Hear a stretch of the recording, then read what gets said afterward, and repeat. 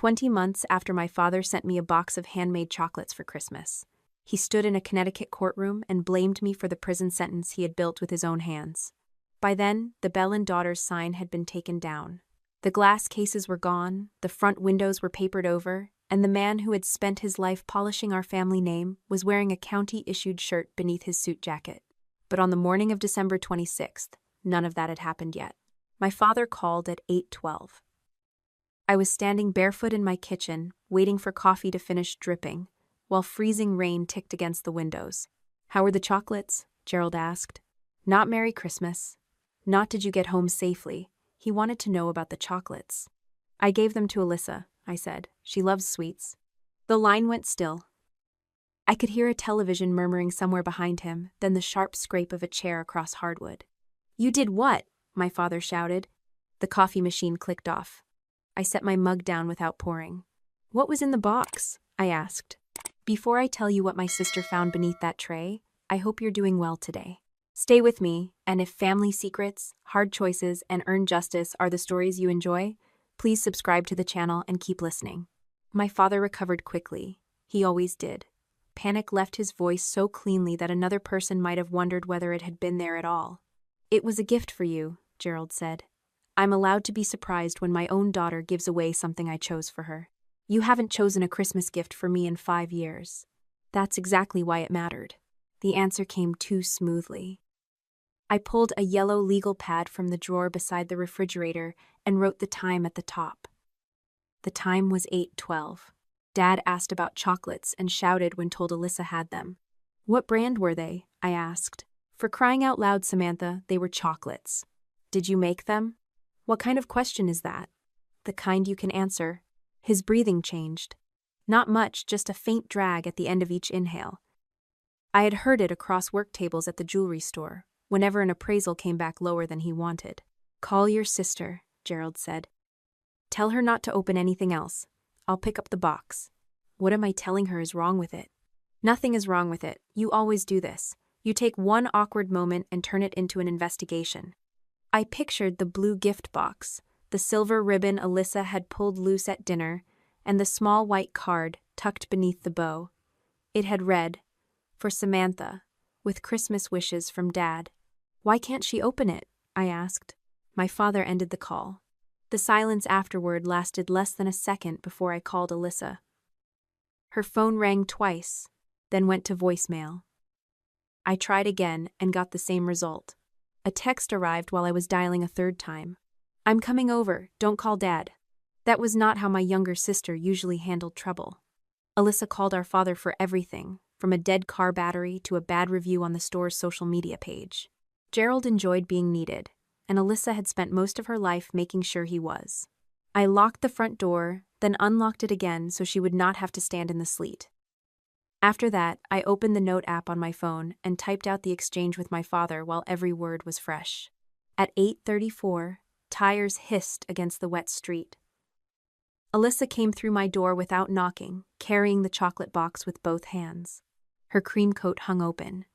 Melted sleet darkened her hair near the temples, and the thin leather flats she wore were soaked through. She placed the box on my dining table so carefully that the legs gave a tiny wooden creak. "What did you do?" Alyssa asked. "I gave you a Christmas present." "I'm serious, Sam." "So am I." Alyssa pushed the loosened lid toward me.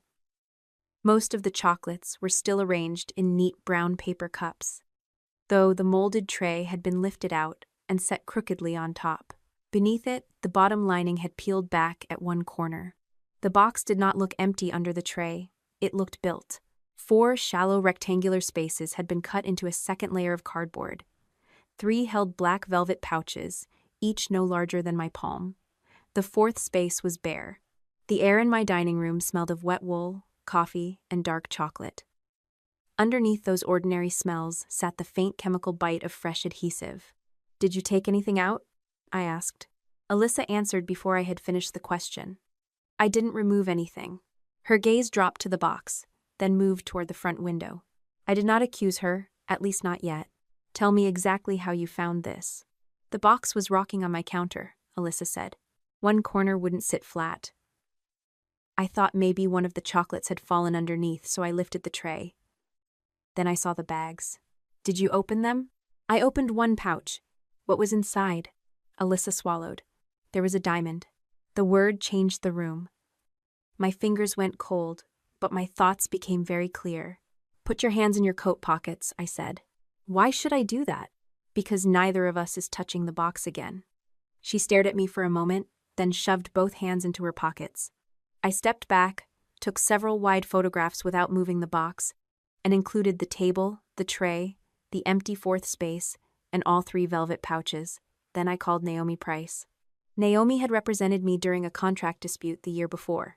She was not a friend, which was one reason I trusted her. Friendship sometimes made people soften facts. Naomi sharpened them.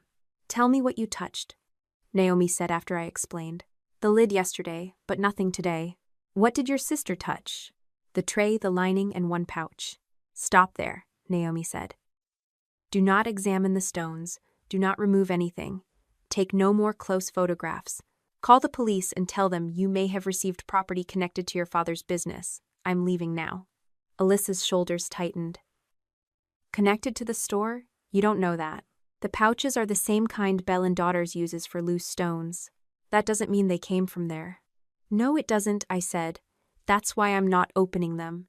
Alyssa paced once toward the kitchen and stopped when I held up my hand. Stay where the photographs show you were, I said. Until someone documents this properly. You're talking to me like I'm a suspect. I'm talking to both of us like we may become suspects. The words stopped her. Alyssa lowered herself into the chair nearest the wall and kept her hands visible on her knees. I called the local police department. The dispatcher's voice remained calm as I gave my name, address, and a short description of what we had found. I did not say my father had planted diamonds. I did not say Alyssa had stolen something from the empty compartment. Both were possibilities, not facts. The first patrol car arrived 9 minutes later. Detective Lena Torres came 20 minutes after that, wearing a charcoal coat beaded with rain.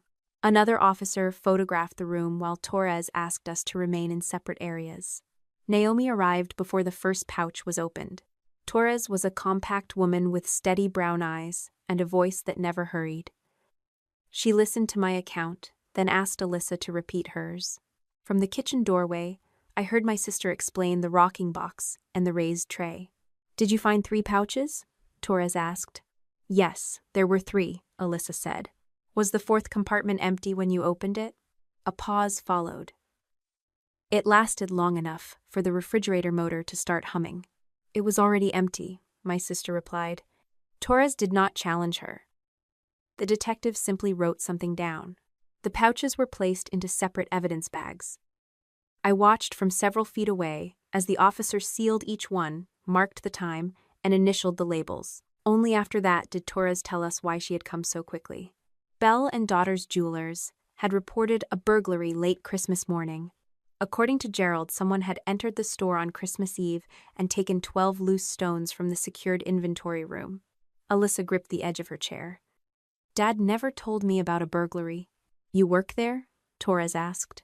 I handle clients and marketing. I wasn't scheduled yesterday. Torres turned to me. What was your position? I haven't worked there in 5 years. But you used to handle inventory? Yes, that was part of my job. The detective's eyes rested on me for half a breath longer than they had on Alyssa. Did you retain any keys or access credentials? No. My alarm code and building access were supposed to be removed when I left. The front door opened before Torres could ask another question. Gerald entered first, bringing a gust of cold air and the heavy scent of his cedar aftershave.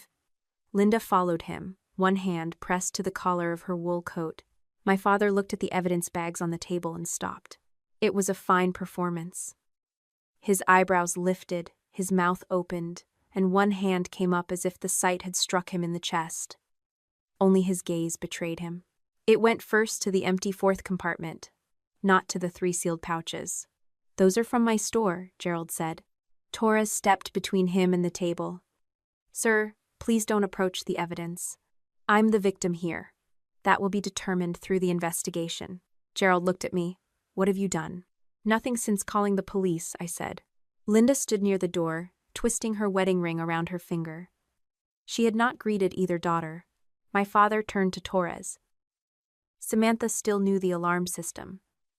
She used to say the business should have been hers. I said I wanted an independent inventory before I left, I replied. That isn't the same thing. Gerald gave a tired little laugh, the one he used when he wanted a room to believe I was exhausting him. She said she would take what belonged to her, he told Torres. When did she say that? The detective asked. 5 years ago. Who heard it? My wife heard everything. Every face turned toward Linda. My mother's hand stopped moving on her ring. There was an argument, she said. Samantha was upset. That wasn't my question, Torres replied. Did she say she would take property from the store? Linda glanced at Gerald, then at the floor. I don't remember the exact words. My father's jaw tightened. Linda, you know what she said. Naomi stepped beside me.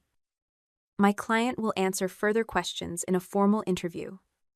For now, I advise everyone to stop turning a newly discovered box into a family debate.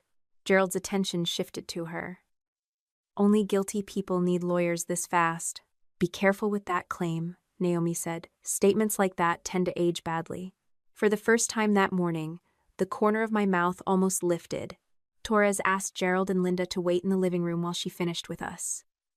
My father obeyed, though every step said he believed obedience was something other people owed him. The detective returned to the table carrying a thin folder. The store's alarm company sent a preliminary activity report, Torres said. This does not establish who entered the code. It only tells us which user code was entered and when. Naomi nodded once. Please continue. Torres opened the folder and turned a single page toward me. A familiar employee number sat beside a timestamp from Christmas Eve. I had typed that number thousands of times during the 16 years I worked at Bell & Daughters. Gerald had stood beside me on my last day and promised it would be deleted before I reached the parking lot. The code used at 11:42 on Christmas Eve was yours, Torres said. Rain tapped the windows behind me. From the living room came the soft sound of my father clearing his throat, as if he were already preparing to explain me to another stranger. I had left his store 5 years earlier, but Gerald had kept one door open in my name, and someone had walked through it. Naomi closed the folder before my father could see the page from the living room. An employee code is not a person, she said. Whoever entered it had access to the keypad and knew the numbers. Detective Torres nodded. That's correct. At this stage, it's one piece of information. Gerald leaned forward from the couch. It was her private code. No one else had it. I turned toward him. You assigned it to me, and you used it for 16 years, until you said you deleted it. My father's eyes narrowed, but Torres raised one hand before he could answer. We're going to finish this at the station, she said, separately. Naomi requested time for me to change clothes and collect my identification. Torres agreed, though an officer remained outside my house while I went upstairs. That detail mattered. I had not been arrested, and the detective had not ordered me to stay in Connecticut. Still, the patrol car at my curb told every neighbor that Christmas had followed me home in a way no wreath or string of lights could hide. I dressed in dark slacks and a gray sweater, then packed my phone charger, prescription bottle, and the folder where I kept old employment records from Bell & Daughters. Naomi stopped me when she saw it. Do not hand over anything until we review it, she said. It contains emails from when I left. Then it may help you, but helpful documents can still be misunderstood when you surrender them without context. That was the first time she corrected me that day. It would not be the last. At the station, Torres placed me in a small interview room with beige walls and a table bolted to the floor. The room smelled faintly of disinfectant and old coffee.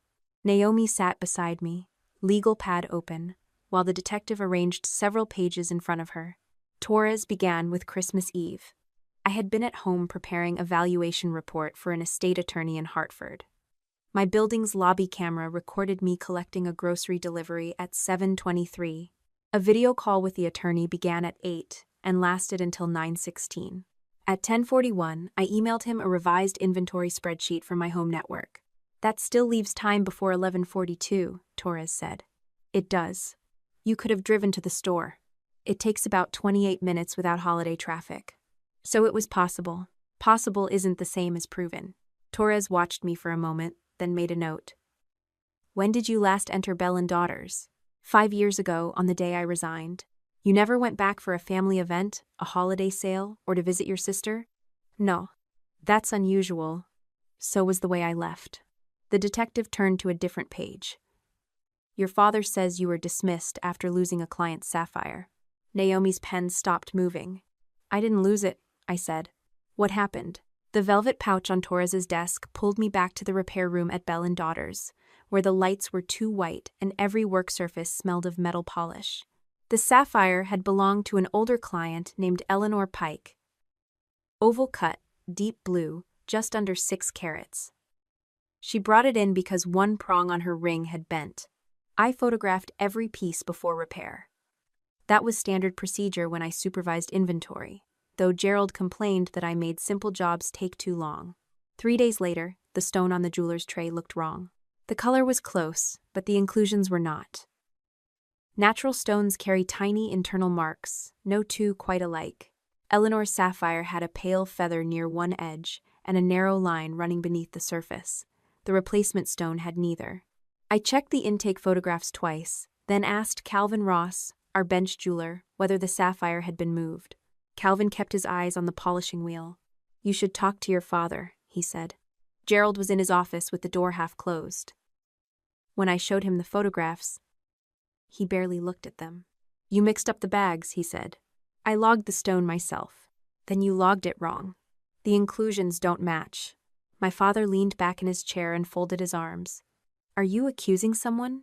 I'm asking where Eleanor's sapphire is. That sounds like an accusation. He called Alyssa into the office, though she had nothing to do with repairs. Then he brought in my mother. 4 people stood there, while Gerald explained that I had made an inventory mistake and was trying to blame the store. I still remembered Alyssa's shoes that day. Red heels, too high for a work shift, with one black mark near the left toe. My mind fixed on that mark because the rest of the room had become too loud. Gerald placed a resignation letter on his desk. If this reaches the client, we lose her trust, he said. You can leave quietly, or I can report the missing sapphire under your supervision. I didn't take it. I didn't say you did. That was how he worked. He left the ugliest sentence unfinished, then punished you for hearing it. What did you do? Torres asked, pulling me back into the interview room. I resigned. You didn't contact the client? No. The police? No. Your insurer? No. Why not? My thumb pressed against the edge of the table until the metal bit into my skin. At the time, the store employed 9 people, I said. Calvin's wife was receiving cancer treatment. 2 sales associates were close to retirement. The building loan was tied to my parents' house. My mother said an investigation would destroy everyone. So you walked away? Yes. Torres did not soften her expression. That decision makes it harder to verify your account now. I know. Naomi glanced at me. But she did not interrupt. There was nothing to object to. 5 years earlier, I had chosen distance over disclosure, and Gerald had used the silence better than I had. Torres asked whether I believed my father had stolen Eleanor's sapphire. I believed the stone had been switched, I said. I didn't know who switched it. Do you know now? No. That answer tasted bitter, but it was the only honest one. The formal interview lasted almost 3 hours. By the time Naomi and I stepped outside, freezing rain had turned to wet snow. My phone displayed 12 missed calls, 4 from Alyssa and 8 from my mother.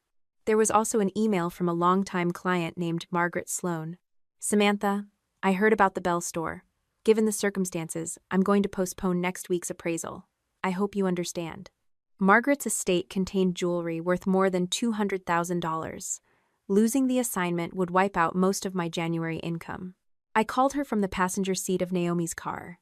I haven't been charged with anything, I said after Margaret answered. I know, she replied. But the police found stolen property at your home. They found it inside a gift my father sent. That's what I heard. The pause told me where the story had come from. Did Gerald call you? I asked. He said the family was going through a private matter.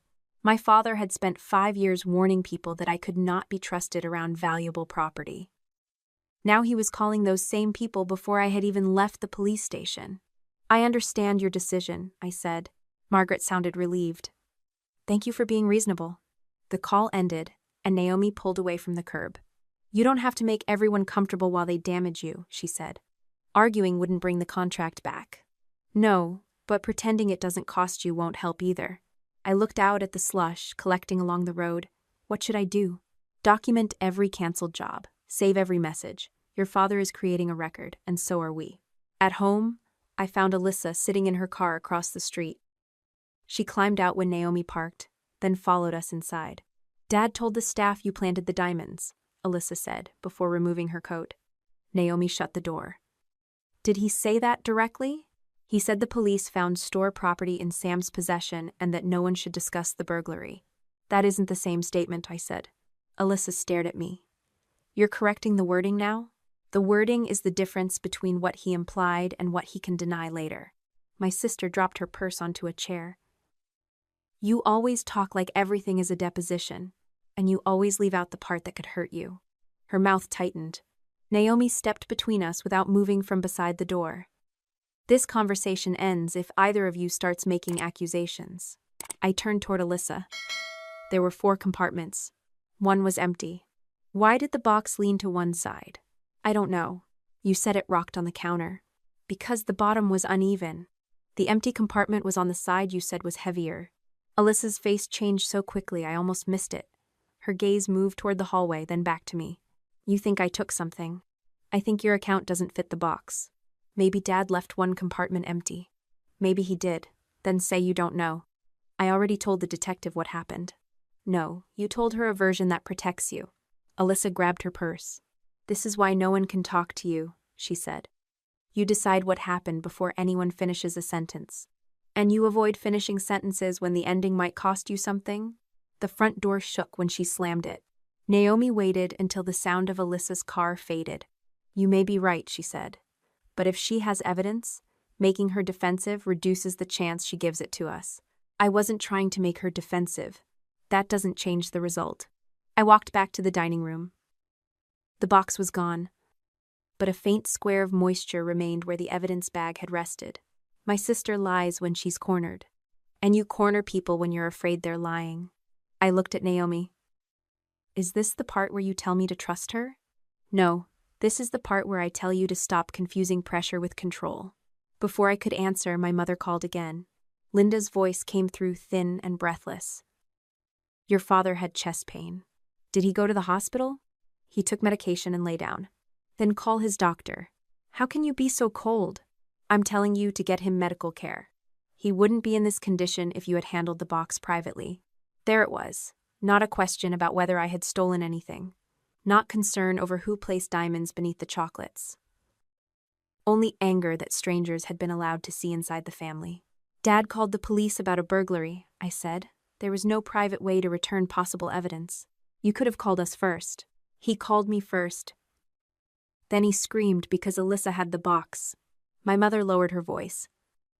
Gerald was embarrassed. It was meant for you. What did he tell you was inside? Nothing. I don't know anything about the box. What about my alarm code? A pause stretched across the line. That system is old, Linda said. Codes stay in computers. Dad told me mine was deleted. I don't remember that. You were standing beside him when he said it. That's not how I remember it.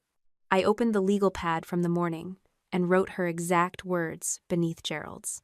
Did you hear me threaten to take jewelry when I left the store? I asked. You said many hurtful things. That wasn't my question. Why are you interrogating your own mother? Because Dad told a detective you heard me threaten him. Linda's breath caught, but her answer arrived with the same tired softness she had used throughout my childhood. Can't we all just get through this without destroying one another? He used my code during a burglary. You don't know that Gerald used it. No, but someone did, and he kept it active. You're making assumptions again. I closed my eyes for a moment, then opened them. From now on, anything about the investigation goes through Naomi. Samantha, don't do this. I'm not discussing evidence with you or Dad. You'll regret treating your family like criminals. The call ended. That evening, I searched the old external drive, where I had saved my final months of work emails. One message to Gerald appeared 6 days before I resigned. Please confirm in writing that my alarm code and all remote access will be disabled on my final day. His reply contained 4 words. Consider it taken care of. I forwarded the exchange to Naomi and placed the drive in a paper envelope. Afterward, I sat at the kitchen table with a cup of coffee I never drank. At 9:17, Detective Torres called. An independent examiner completed the initial check on the first pouch, she said. One diamond has a laser inscription matching the store's reported loss schedule. My grip tightened around the phone. Which stone? I can't give you the full inventory yet. Does the inscription prove it was at the store on Christmas Eve? No, it identifies the diamond. It does not establish when it disappeared or who possessed it. That distinction mattered, but it would not matter to everyone. Torres continued. The stone was found in a box addressed to you, and your user code was entered at the store. I need you to understand how that looks. I understand. After the call, a message from Alyssa appeared on my screen. Stop asking about the fourth compartment. I read it twice. Then another message arrived from an unknown number. The police found one of our missing diamonds in your box. Do the smart thing before this gets worse. There was no signature, but my father had used the phrase, do the smart thing, on the day he forced me out of Bell and Daughters. One stolen diamond now carried my name in 2 places. It had been hidden in my Christmas gift. While my old code had opened the store on Christmas Eve, Gerald had not planted a single piece of evidence. He had built a path, and every step pointed toward me. The unknown number never answered when I called back. Naomi told me not to try again. Screenshot the message, export the conversation, and send both to me, she said. Then leave it alone. What if it was Dad? What if it wasn't? You don't improve evidence by chasing the person who created it. I followed her instructions. Though every part of me wanted to hear Gerald's voice and force him to explain why a diamond from his store had arrived beneath my Christmas candy. The next morning, Naomi called while I was standing in line at the bank. My checking account had dropped below the amount I normally kept as a safety cushion, and 2 more clients had postponed appraisal work. We found the chocolatier, she said. I stepped away from the other customers and stood beside a display of home equity brochures. What did they say? The owner remembers your father. That was not surprising. Gerald made sure people remembered him, especially when he was spending money. The shop was a small family-owned business in West Hartford, known for holiday gift boxes and hand-painted truffles. Naomi had contacted Detective Torres before making inquiries, so the owner understood that the packaging might matter in an investigation. Gerald had ordered the box on December 21st. He had not chosen it from the holiday display. He requested a deeper wooden tray and asked whether the space beneath it could hold a folded letter and a keepsake. The standard tray wasn't thick enough, Naomi said. The owner offered to assemble the box around whatever he wanted to include, but your father refused. He picked it up unfinished and said he would add the personal item at home. Did they ship it? No. He collected it himself. My father had told Torres the box came directly from the chocolatier. Is there video? I asked. The shop voluntarily preserved its security footage. Torres is handling the formal collection. I watched snow slide down the bank's front window in wet sheets. So Dad had the box before it reached me. Yes. That doesn't prove he put the diamonds inside. No, and you need to keep saying that to yourself. It proves he lied about how the package reached you. Nothing more yet. Naomi's caution irritated me because it was correct. The chocolatier's receipt showed Gerald had paid cash, but the order form carried his name, phone number, and a note in his handwriting. Deeper insert, no exterior change. Someone who only wanted to include a letter would not have cared whether the exterior looked different. Before we ended the call, Naomi added one more thing. Torres requested your sister's phone again. Did Alyssa agree? She hasn't responded. I knew where Alyssa would be. Bell and Daughters had remained closed after the burglary, but my sister kept an office above a dry cleaner 2 blocks away. She used it for social media work and private appointments, whenever Gerald wanted the store to appear busier than it was. Naomi told me not to go there. I went anyway. That was my mistake. Alyssa's car was parked behind the building, dusted with old snow. I climbed the narrow stairs and heard her talking before I reached the office door. I told you, I didn't show her anything, she said. Silence followed while someone spoke on the other end. No, Dad, I deleted those. I stopped with my hand above the doorknob. Alyssa's voice dropped. She saw the box. What was I supposed to do? Another pause. Then she said, I know. I'll fix it. The call ended. I knocked once and opened the door. My sister stood beside her desk with the phone still in her hand. A scented candle burned near the window, trying and failing to cover the smell of dry cleaning chemicals from downstairs. "How long were you listening?" Alyssa asked. "Long enough to hear you promise Dad you'd fix something. It wasn't about you. Then what did you delete?" Her thumb moved across the screen. "Put the phone down," I said. "You don't get to order me around. Torres asked for that phone, and my lawyer hasn't told me to give it to her." "You have a lawyer?" "I'm getting one." Alyssa slid the device into her purse. "Dad ordered the box himself," I said. "He asked for a false bottom and picked it up before it was delivered to me." Her face stayed still, but the hand holding her purse strap tightened. "He told me it came from the store," she said. "He lied. Maybe he wanted to put jewelry in it as a surprise." "There was jewelry in it." "You know what I mean." "No, I don't. Explain it." Alyssa walked behind her desk, putting furniture between us. "You came here to accuse me." "I came because you told me to stop asking about the fourth compartment. There was nothing in it." "Then why are you afraid of the question?" "I'm afraid of you deciding I stole something and feeding that to the police." "You already lied to Torres." Her cheeks flushed. "You don't know that. The box had 4 fitted spaces, 3 pouches remained. Dad panicked when he learned you had it. And now he's asking whether you showed me something." "I told you what I found." "No, you told me what you brought." Alyssa looked toward the window. That movement gave me my answer, but I pressed harder anyway. "What was in the 4th pouch? Get out. Did you take a diamond? Leave my office. If you kept property from a reported burglary, you are making this worse every hour." Alyssa grabbed a ceramic mug from the desk and threw it into the sink. It struck the metal basin and broke into 2 pieces. "You think you're the only person Dad ever hurt?" she demanded. "You walked away. I stayed. You stayed because he paid every bill you created. At least I didn't abandon Mom. I left a business that was switching client stones. And you reported nothing. You protected yourself, then came back 5 years later pretending you're the only honest person in the room. The accusation landed because part of it was true. Still, I refused to stop." "What did you take from the box?" Alyssa picked up her coat. "This is why nobody tells you anything. You don't listen. You cross-examine. And you hide whatever might cost you." She brushed past me and pulled the door open. "Dad was right about one thing," my sister said. "You don't care who gets destroyed as long as you get to prove you were right." The door slammed behind her.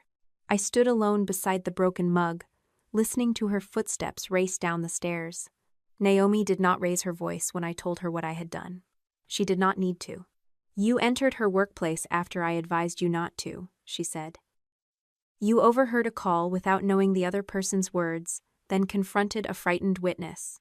She has the 4th diamond. You suspect she does." She practically admitted it. "No." She became angry. "Those are not the same thing." I paced between my kitchen and dining room, phone pressed to my ear. What was I supposed to do? Let her attorney arrange a voluntary interview. Let Torres collect the phone through consent or proper legal process. Stop treating every unanswered question like a lock you can force open. She's protecting him. She may also be protecting herself. That doesn't excuse lying. "No, but your job is not to punish her into honesty." I stopped beside the empty space where the chocolate box had rested. Naomi continued. "You're good at identifying objects because objects don't become more deceptive when they feel cornered. People do." The sentence stayed with me after the call ended. At 6 that evening, Alyssa sent one message. "You always wanted me to admit I was the bad daughter. Congratulations." I typed 3 replies and erased them all. The 4th was shorter. "I will not promise to protect you from the consequences of what you did. I will promise not to lie about you. If there was something in that compartment, call Naomi." Alyssa did not answer that night. She called at 7 the next morning. Her voice sounded rough, as though she had been awake for hours. "Is Naomi with you?" she asked. "I can call her. I don't want the police at my apartment." "That depends on what you have." My sister went quiet. "There was a 4th pouch," she said. I sat down at the kitchen table. "Where is it?" "In my safe." "Did you open it?" "Yes." "What did you find?" "A loose diamond." "Why did you keep it?" Alyssa inhaled slowly. "Because I'd seen it before. I wanted to ask 10 questions at once, but Naomi's words returned. People become more deceptive when cornered. Tell me where, I said. Dad showed it to me last spring. My events company owed almost $70,000, and the bank was threatening to sue. He said he had a stone we could use as collateral until a client payment came through. Did he tell you who owned it? He said it belonged to the family. Did you take it to a lender? A pause followed. Yes. Under your name? Under the company's. And after the loan was paid? Dad took the stone back. Alyssa's breathing turned uneven. When I saw it in the chocolate box, I thought he'd put it there because of me. I thought maybe he was trying to show the police I'd stolen it. So you hid it. I panicked. You also lied to me and Torres. I know. The words came without excuses, which made them heavier. I need you to listen carefully, I said. Do not move the diamond, do not clean it, photograph it closely, or take it out again. Call Naomi from another phone if you're worried about yours. She'll arrange the surrender. Will I be arrested? I don't know. You could tell them I didn't understand. I can tell them what I personally know, nothing more. Alyssa made a small sound that might have been a laugh without humor. You really mean that? Yes. Dad would lie for me. That's one of the reasons we're here. Naomi arranged everything before noon. Alyssa retained her own attorney, who coordinated a voluntary transfer at his office. Detective Torres documented the sealed pouch, Alyssa's safe, and the route by which the item entered evidence. I was not present for the surrender. 2 days later, Naomi invited me to her office for an update. Torres joined by video, along with an independent gemologist who had examined the stone under controlled conditions. The laser inscription is intact, the gemologist said. The diamond is not listed among the 12 stones reported stolen on Christmas. Relief came first, brief and useless.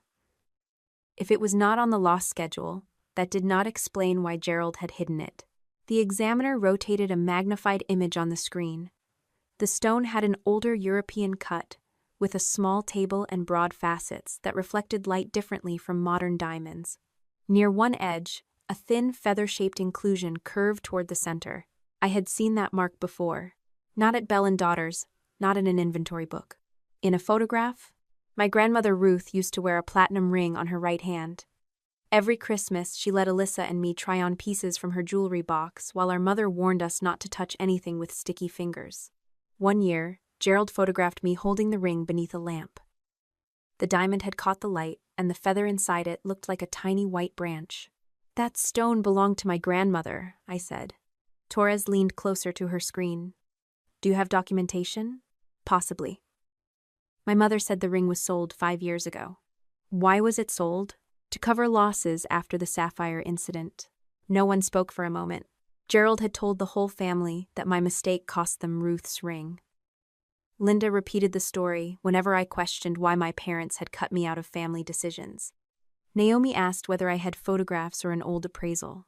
I kept digital copies of nearly every family jewelry document I had handled while working at the store. That evening, I searched 2 external drives and an old cloud folder. The photograph appeared first. Alyssa and I were standing beside our grandmother's Christmas tree, both wearing paper crowns from dinner crackers. The ring sat loose on my finger. The appraisal certificate was buried in a folder labeled Ruth Estate. It listed the carat weight, cut, color, and the same inclusion pattern described by the independent examiner. Then I saw the date at the bottom. The original certificate had been issued years earlier, but a second page documented a later reappraisal. I called Linda. Mom, when was Grandma's ring sold? I asked. My mother sighed before answering. After the problem with Mrs. Pike's sapphire. What month? I don't remember. You told me Dad sold it to cover the loss. He did. I have the appraisal. Linda's voice sharpened. Why are you digging through private family records? Because the diamond from Grandma's ring was in the chocolate box. That's impossible. Was the ring ever sold? Your father handled it. That isn't an answer. You caused a terrible financial strain, Samantha. We did what we had to do. I looked at the reappraisal date again. Who took the ring to be examined 2 years after you said it was gone? Silence filled the line. Then Linda disconnected. The certificate remained open on my screen. My mother said the ring had been sold 5 years earlier, when I left Bell & Daughters. The reappraisal was dated 2 years after that. For 5 years, they had let me carry the cost of a family treasure that had never been lost. Linda did not answer my calls for the rest of the day. By the following morning, Naomi had arranged a meeting at her office. My mother refused at first, then agreed after Naomi explained that the diamond from Grandma Ruth's ring was now part of an active investigation. Gerald was not invited.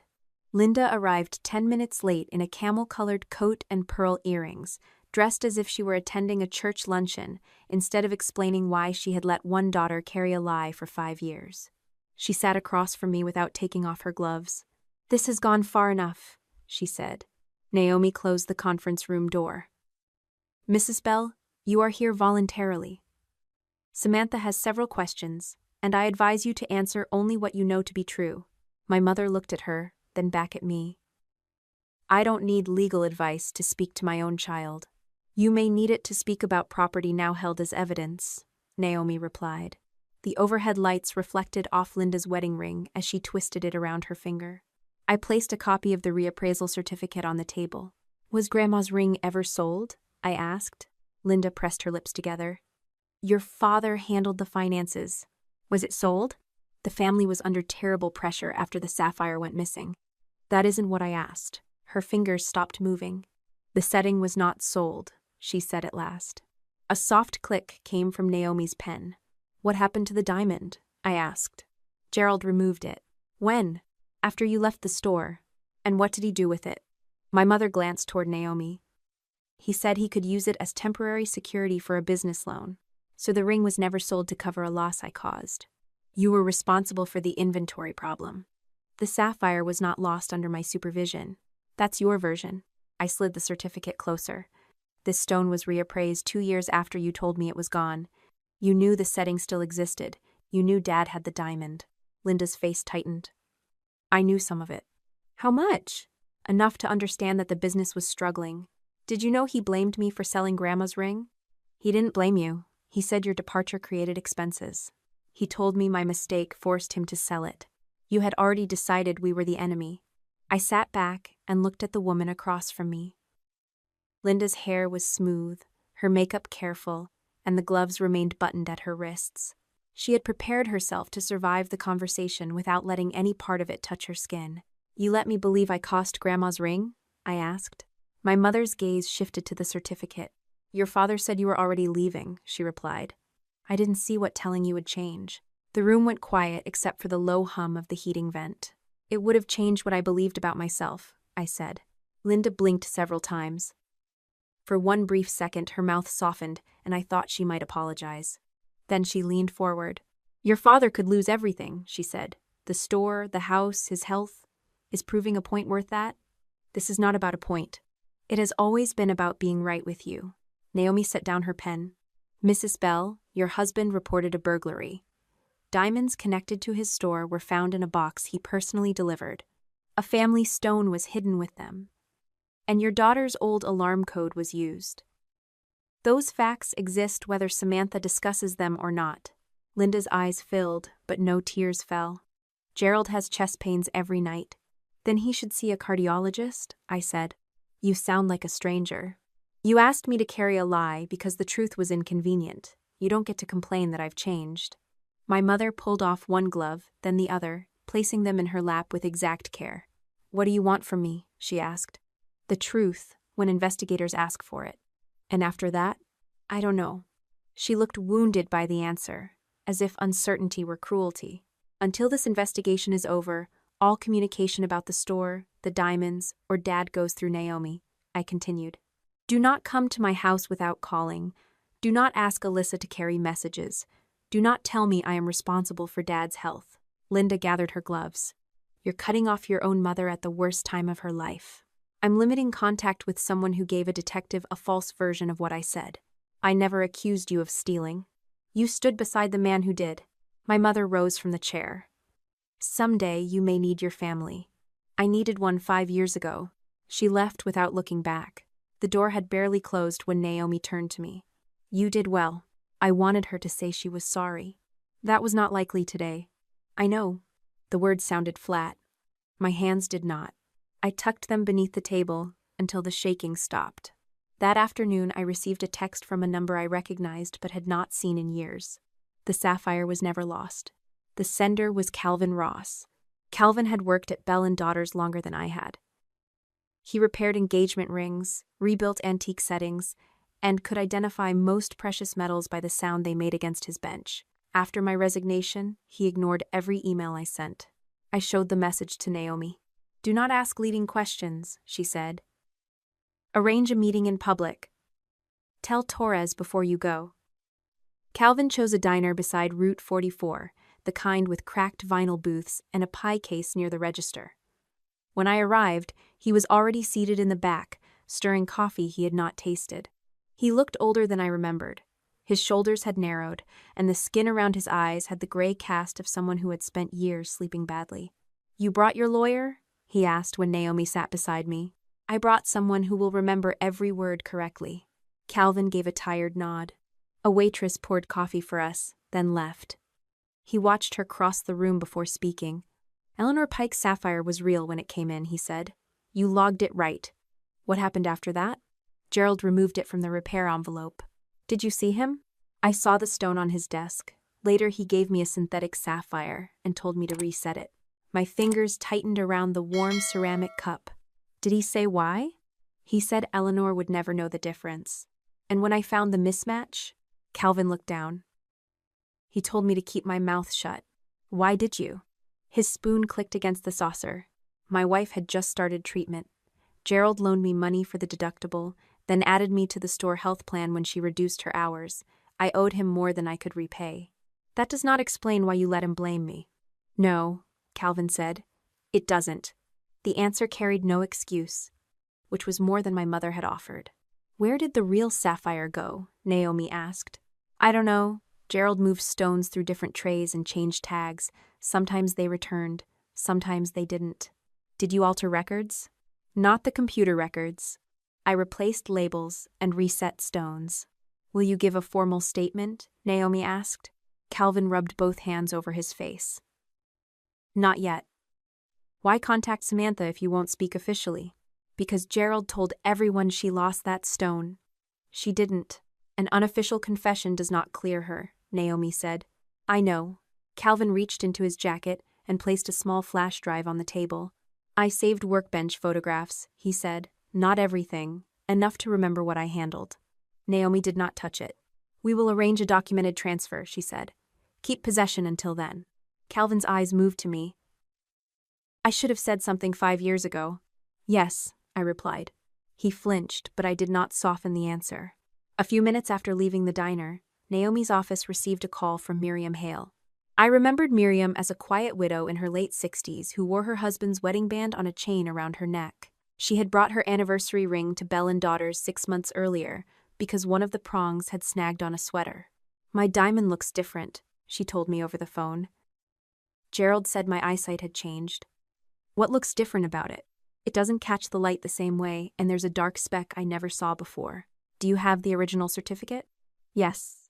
"Please do not take the ring back to Bell & Daughters. Naomi can give you the name of an independent appraiser." Miriam's voice trembled. "Do you think they replaced it?" "I don't know yet." It was the hardest answer, and the only responsible one. The independent examination took several days. Miriam's current stone matched neither the measurements nor the inclusion map on her original certificate. It was a lower-grade diamond, smaller by more than half a carat. When Naomi told me, I drove to Miriam's house with her permission. She lived in a white cape near Simsbury, with bird feeders hanging outside the kitchen window and a stack of library books beside the sofa. The ring sat inside a plastic evidence sleeve on her dining table. "My husband saved for 3 years to buy that," she said. "We were married 41 years. I looked at the thin gold setting and imagined Gerald holding it beneath the white lights of the repair room, deciding that a grieving widow would be easier to fool than a bank." Miriam touched the edge of the evidence sleeve. "I don't care what it's worth," she said. "I want the one he gave me." Until then, every move I had made had been about removing my name from my father's story. The alarm code, the chocolate box, the old sapphire, all of it formed a cage around me, and I had been testing each bar for weakness. Miriam's ring changed the size of the room. My father had not only prepared to sacrifice me, He had taken pieces of other people's lives and counted on their age, grief, or trust to keep them quiet. I wrote down the names of every customer I could remember who had left valuable jewelry for repair or consignment during my final 2 years at the store. Then I stopped before contacting anyone. Naomi had warned me that reaching out could be portrayed as influencing witnesses or building a campaign against Gerald. Instead, we sent the list to Torres with an explanation of how it had been compiled. The response from my father came the next morning. Bell and Daughters filed a complaint with the State Gemological Association, accusing me of soliciting clients during an active investigation. A neighborhood social media page posted a cropped photograph of the police car outside my house beneath the caption, "Family feud turns criminal. Gerald did not need to sign his name." The comments carried his phrasing. She has always been unstable around the business. She wanted the store for herself. Her parents tried to help her. Another client canceled an appraisal. Then a second. By the end of the week, nearly half my scheduled January work was gone. I opened a separate savings account statement and calculated how long I could pay Naomi without touching my retirement fund. The answer was not comforting, but it was clear.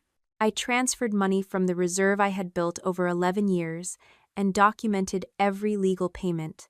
Gerald had expected fear of losing income to bring me back under control. Instead, it gave the damage a dollar amount. Calvin's flash drive was transferred through his attorney 2 days later. Torres arranged for a forensic copy, and Naomi received access to the approved images. Most showed ordinary repairs, bent prongs, broken clasps, loose stones beside handwritten tags. Then one photograph stopped me. Eleanor Pike's natural sapphire rested on Calvin's work tray.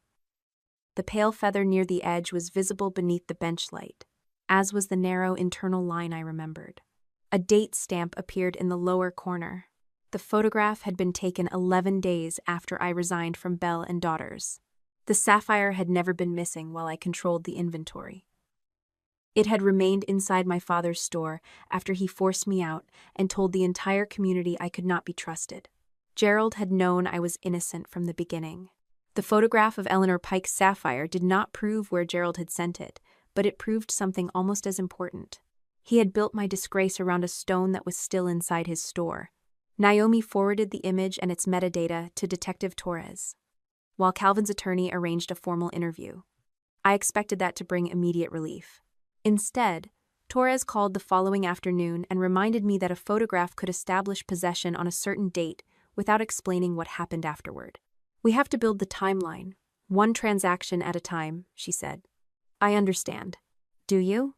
Her question irritated me enough that I almost answered too quickly. "Yes," I said. "I understand that proving my father lied about the sapphire does not prove he staged the Christmas burglary. That distinction will protect you," Torres replied. "Keep making it." After the call, Naomi slid a retainer statement across her desk. The first month of legal work had consumed almost a third of the savings I kept outside my retirement accounts.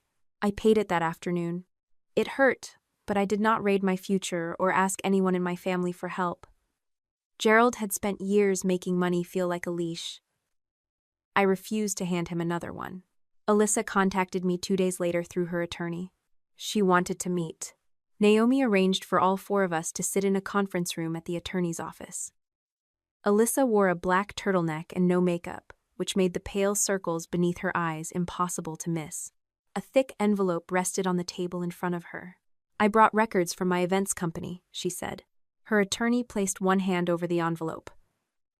"My client is providing these voluntarily, with the understanding that we are not conceding criminal intent." Naomi nodded. "No one here can promise how investigators will interpret them." Alyssa looked at me. "Can you at least tell Torres I didn't know the stones were stolen?" "I can tell her you said you didn't know. You know Dad handled all the inventory. I know he controlled it. I also know you took jewelry to a lender. My company was collapsing. That explains why you needed money. It doesn't explain why you didn't ask who owned the collateral." Her eyes flashed. "You think I wanted any of this?" "No. I think you wanted the debt gone, and you chose not to look closely at how Dad made that happen." The attorney beside her shifted in his chair, but Alyssa kept her gaze on me. "If I give them everything, I could lose my business. You may. My apartment too. That may happen. Her mouth opened, then closed. For most of our lives, Gerald had taught Alyssa that fear was a signal to find someone else to absorb the cost. Usually that person had been him. Sometimes it had been our mother. More often than I wanted to admit, it had been me. "You're not going to help me," she said. "I am helping by refusing to create another lie." That's easy for you to say. You didn't spend the last 5 years depending on him. I spent the last 5 years rebuilding a career after he told people I couldn't be trusted with jewelry. Alyssa looked down at the envelope. "So, this is punishment." "No, punishment would be me hiding these records until Dad could use them against you. I'm telling you to give the truth before he chooses which pieces to release." Her attorney removed his hand. Inside the envelope were bank statements, loan agreements, emails, and pawn receipts from 3 different lenders. Some transactions carried Alyssa's company name. Others listed Bell and Daughters as the source of the collateral. The first receipt concerned a diamond necklace Gerald had described to Alyssa as family inventory. The lender advanced $140,000 against it.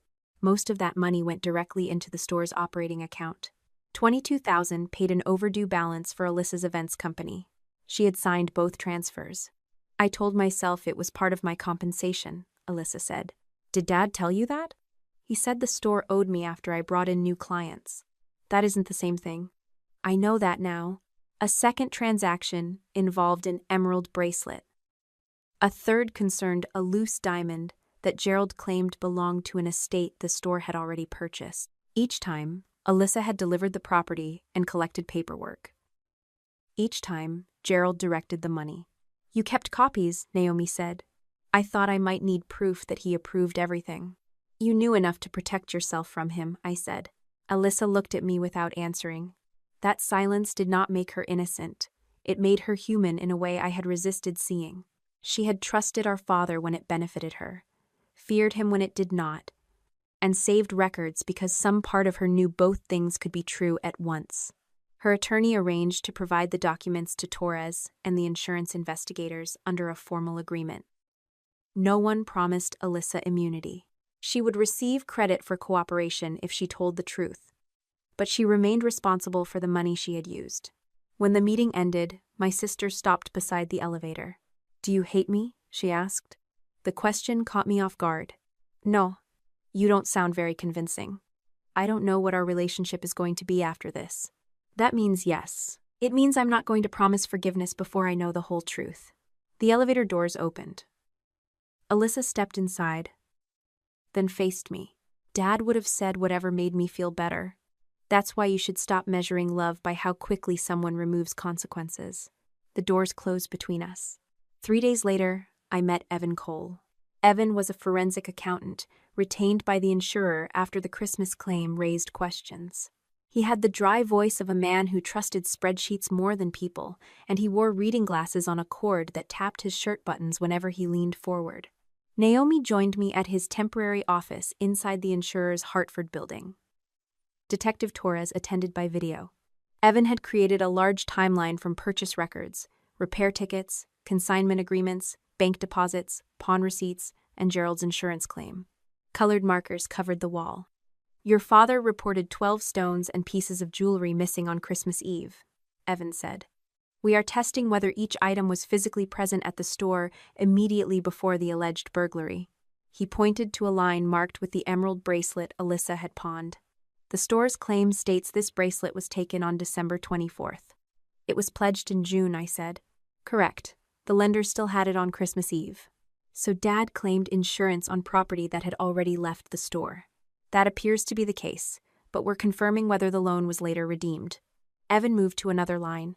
A diamond tennis bracelet had been sold to a dealer in New Jersey in August. Bell and Daughters recorded it as inventory through December, then listed it among the stolen items. A loose pear-shaped diamond appeared in a private sale in October. Another stone was tied to a client consignment agreement that had never transferred ownership to the store. Gerald had mixed everything together. Store inventory, customer property, items already pawned, pieces already sold, 12 losses on paper, but not 12 objects sitting in the vault on Christmas Eve. Why would the insurer not catch this immediately? I asked. Claims begin with representations from the policyholder, Evan said. Supporting documents are reviewed, but fraud often depends on making false records appear ordinary. A busy insurer may not know a bracelet was pledged elsewhere until someone checks external transactions. What happens to the claim now? It is on hold. Not denied yet, not approved, frozen while every line was tested. Evan handed me a copy of a repair ticket for Miriam Hale's ring. The ticket listed her original diamond's weight and certificate number. A second internal entry, created weeks later, referred to a different stone. Gerald had marked the change as a correction. He called the real measurement a clerical error, I said. Do you recognize the user account? It was his administrator login. Evan adjusted his glasses. That login appears throughout the inventory system, but usernames can be shared. We need more than account ownership. Calvin supplied the next piece. During his formal interview, he told Torres that Bell and Daughters used a digital microscope to photograph stones before and after repairs. The software saved images locally, then synced them to a cloud account used for client reports. Gerald had erased many local files after the burglary. He had not erased the cloud copies. Access required the insurer, receiver, and investigators to follow the proper process, so the first recovered batch did not arrive for several weeks. When it did, Naomi called me to her office. Miriam's diamond appeared beneath the microscope on the day she brought it in.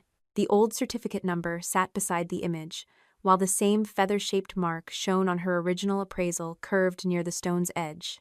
A later photograph showed the replacement diamond. Smaller, darker, different internal marks. Between those two images was a workbench photograph of the original stone outside its setting, resting beside a paper tag. The user account attached to the image belonged to Gerald. It still doesn't show who removed it, Naomi warned. No, I said. But it shows the original stone was separated from the ring inside the store. Another group of recovered images showed a diamond being moved from one repair envelope to another. A bracelet reported stolen at Christmas appeared on Calvin's bench in August, then vanished from the system after a tag was changed. The evidence did not arrive as one dramatic confession.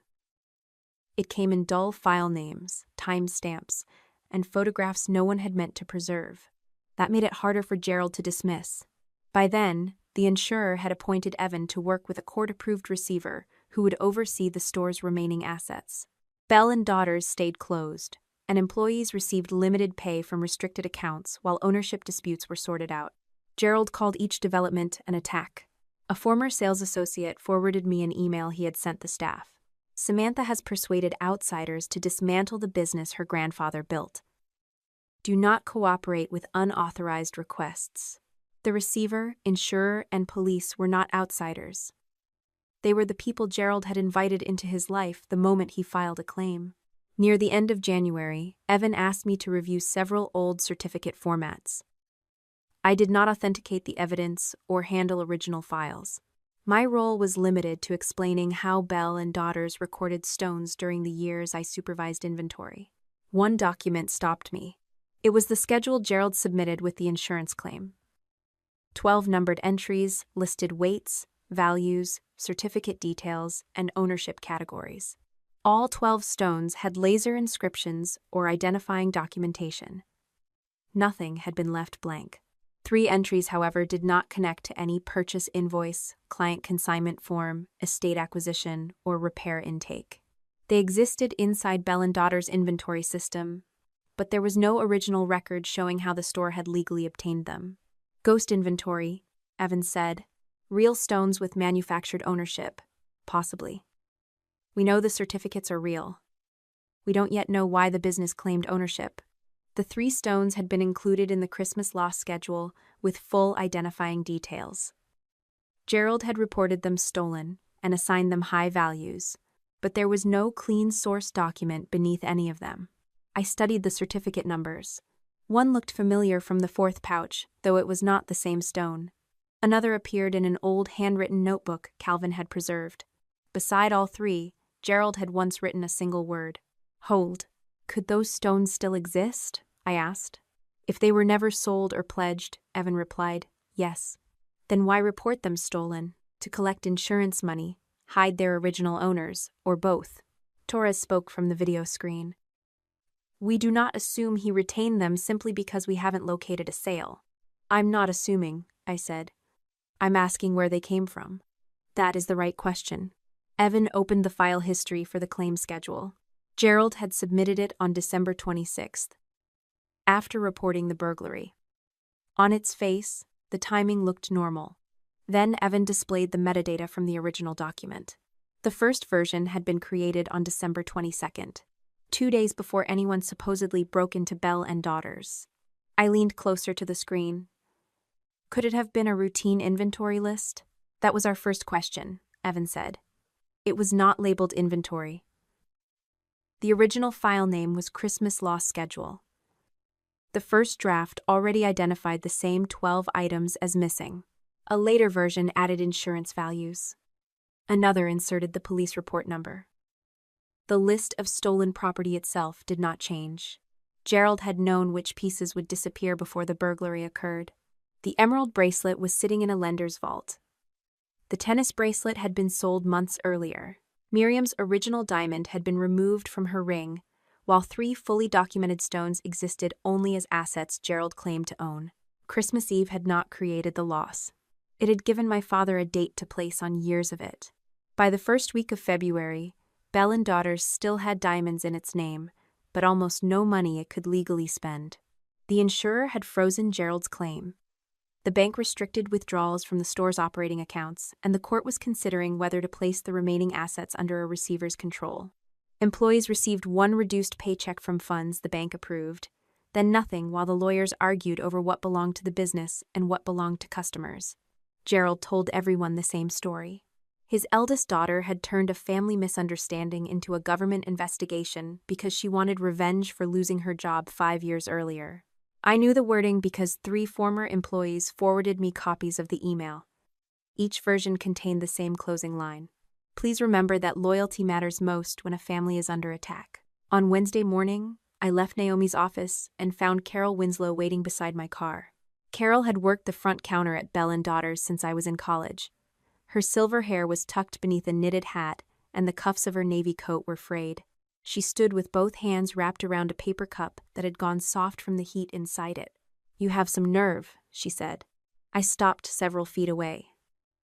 Good morning, Carol. Don't talk to me like we're at church. Snowmelt dripped from the parking garage ceiling and struck the concrete between us. My husband's medication is $600 a month, Carol continued. The store insurance ends if Gerald can't reopen. Did you think about that before you handed everything to the police? I didn't close the store. You gave them records. I gave investigators information connected to missing customer property. Carol's mouth tightened. Your father says the diamonds were found in your house. They were found inside a box he sent me. That's not what he told us. I know. She stepped closer. Coffee sloshed through the opening in the plastic lid and ran across her glove. Then fix it, Carol said. Tell them you made a mistake. Tell the insurance company this was a family issue. A customer's diamond was replaced with a cheaper stone. You don't know who did that. No, but I know hiding it would put every customer at risk. What about us? The question stayed between us, heavier than the accusation. Carol had taught me how to wrap engagement rings without leaving fingerprints on the boxes. She brought chicken soup when I had pneumonia at 27 and sent a card every birthday until Gerald pushed me out. None of that gave me the right to trade Miriam Hale's diamond for Carol's health insurance. I'm sorry you're being hurt, I said, but I can't save your job by asking customers to accept stolen property. Her eyes went wet, though her voice remained steady. You always did care more about being correct than being kind. Kind to whom? Carol looked away. A car horn sounded on the street below. She threw the cup into a trash can and walked toward the elevator without answering. I sat in my car for nearly 10 minutes before turning the key.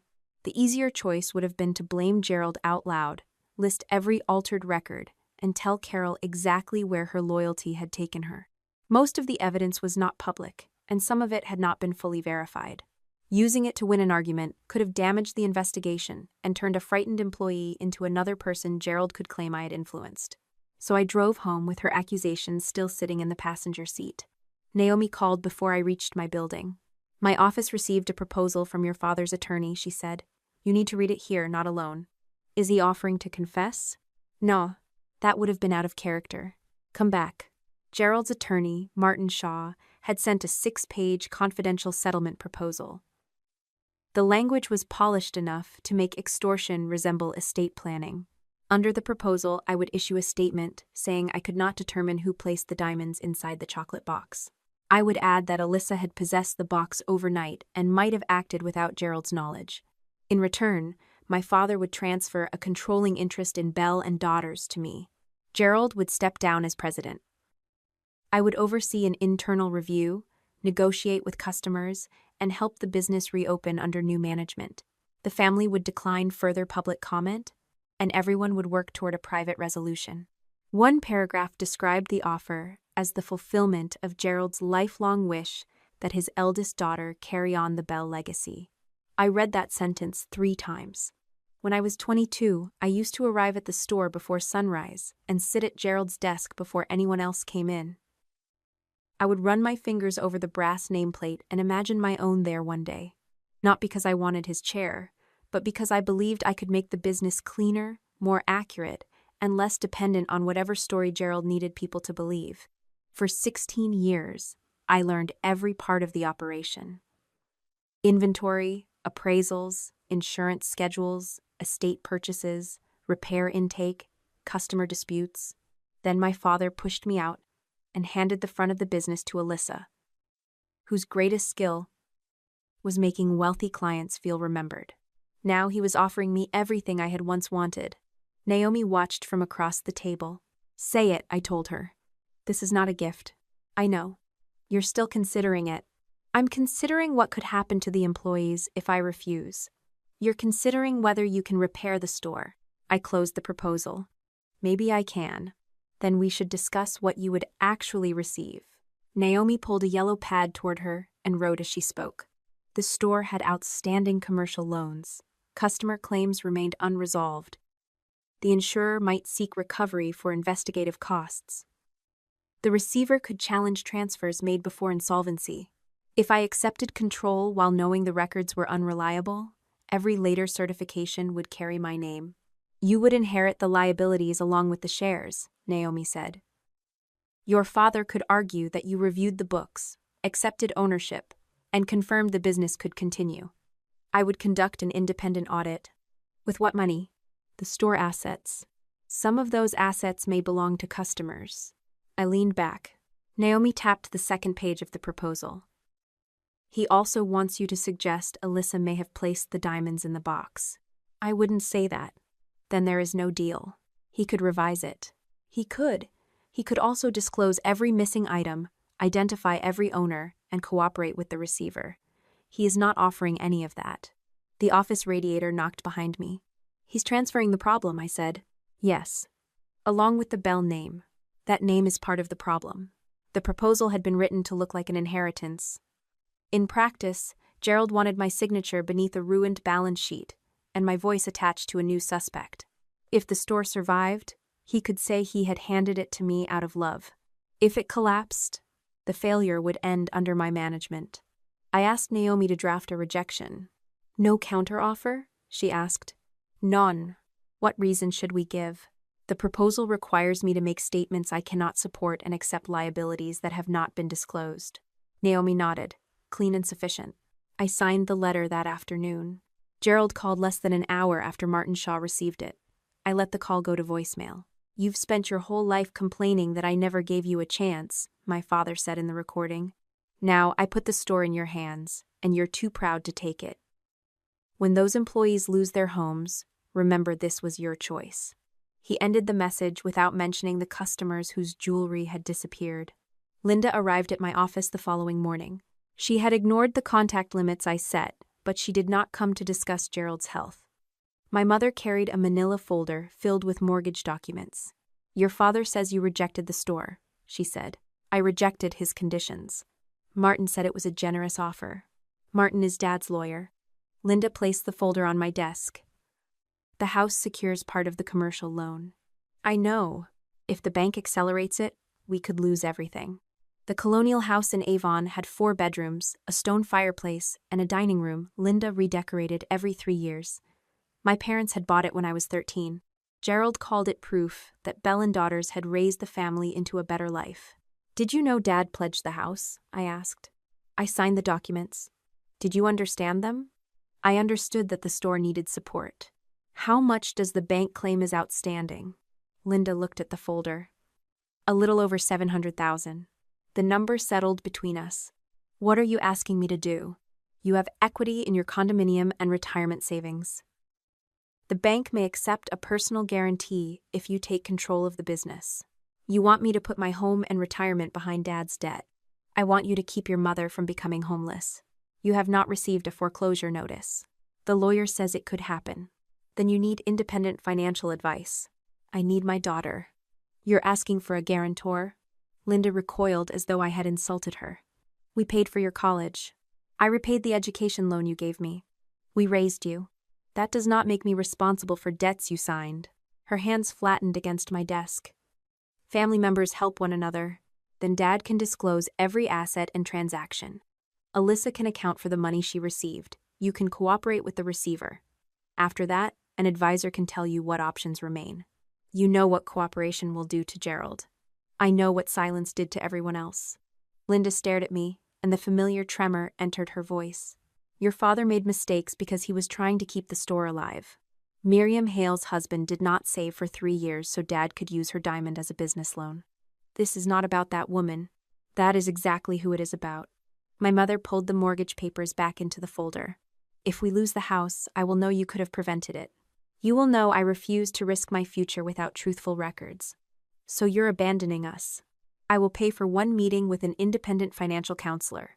I will not guarantee the debt, take ownership of the store, or pay your mortgage." Linda's expression hardened. The tears disappeared so quickly they might never have been there. "Keep your counselor," she said. She left the folder open on my desk, perhaps hoping the numbers would continue arguing after she was gone. I closed it and sent her the contact information anyway. That afternoon, Evan requested a secure video meeting with Naomi and me. His face appeared on the conference room screen beside a folder name printed in plain black letters: Samantha Exposure.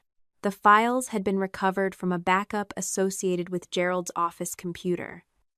Some were created weeks before Christmas, while others had been edited after the burglary. One document contained a timeline of my final year at Bell and Daughters. Ordinary disagreements had been rewritten as threats. My request for an independent inventory became evidence that I intended to seize control. A private email in which I wrote, "I will take the records necessary to protect myself," had been cropped to read, "I will take what is necessary." Another file held a scan of my signature copied from an old appraisal form. Gerald had pasted it beneath a draft acknowledgement, stating that I retained knowledge of the store's alarm system after leaving. "That signature was not placed there by me," I said. "We know the file was created 3 weeks ago," Evan replied. "The original form containing your signature is 8 years old." A draft statement for Linda claimed I had threatened to remove jewelry from the store. The wording matched Gerald's first conversation with Torres almost exactly. Beside it sat a document titled Behavioral Concerns. It described me as obsessive, resentful, and emotionally unstable around family property. No doctor, therapist, or employer had written it. Gerald had assembled the language himself from old emails and family arguments. Naomi's jaw tightened. He was not merely responding to suspicion. He was preparing how other people should interpret her. Evan opened the final attachment. 3 diamonds were listed with complete certificate numbers, weights, grades, values, and laser inscriptions. Each appeared in Gerald's insurance loss schedule, and each was described in the folder as property I might have removed from the store. At first glance, the records looked stronger than the other entries. The certificates were real. The inscriptions were valid. The stones existed. Then Evan placed 3 empty columns beside them. No purchase invoices. No consignment agreements. No estate acquisition records. No payments to an owner, dealer, or customer. Could the source documents have been deleted? I asked. We searched the active system, the backups, banking records, email attachments, and the paper files currently controlled by the receiver, Evan said. Nothing shows how Bell & Daughters obtained lawful ownership. Naomi studied the screen. Yet Gerald insured them as store assets. Yes. And included them in a file designed to implicate Samantha. Yes. The 3 certificates sat side by side, polished and official, each one giving a real stone an identity without giving Gerald any right to possess it. These stones exist, Evan said. What does not exist is any lawful reason your father's store should have them.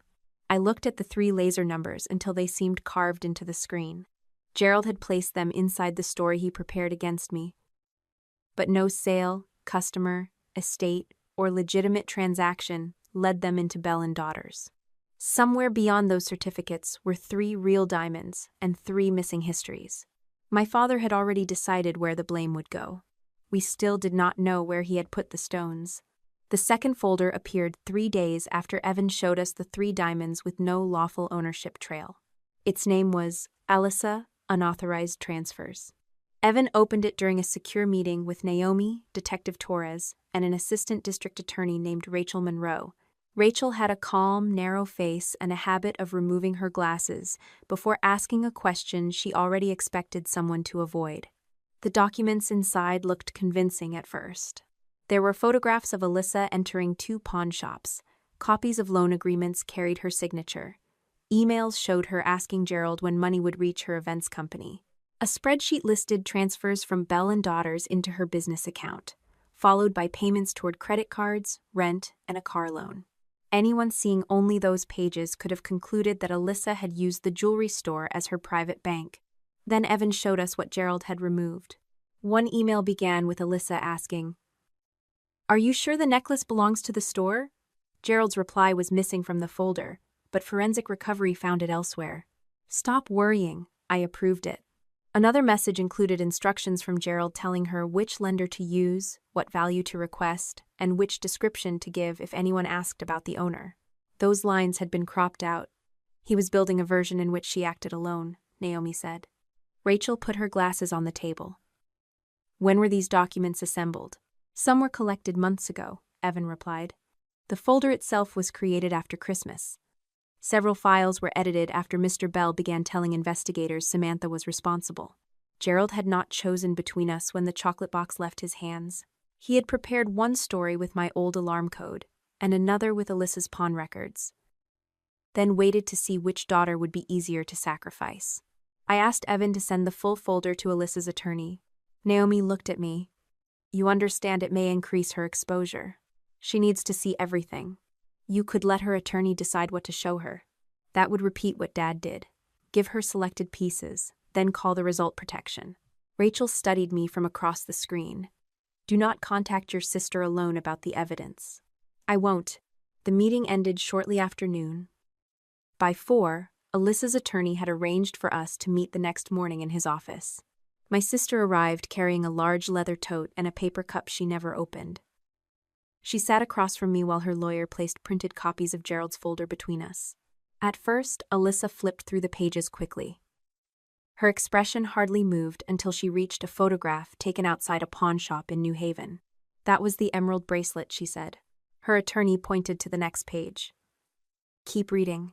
The selected email made it appear that Alyssa had chosen the lender and arranged the amount. The complete exchange followed behind it, showing Gerald supplying every instruction. She moved to the spreadsheet.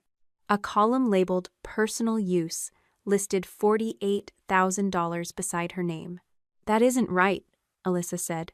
"How much did you receive?" her lawyer asked. "Not that much." "Then what is the correct amount?" She looked at me, perhaps waiting for the older version of our relationship, the one where I would interrupt, soften the number, or suggest she had been confused. I kept my hands folded on the table. $22,000 from the necklace, Alyssa said, and $9,000 from another transfer. Her lawyer wrote it down. "Anything else?" Alyssa stared at the spreadsheet. "2 more payments," she said.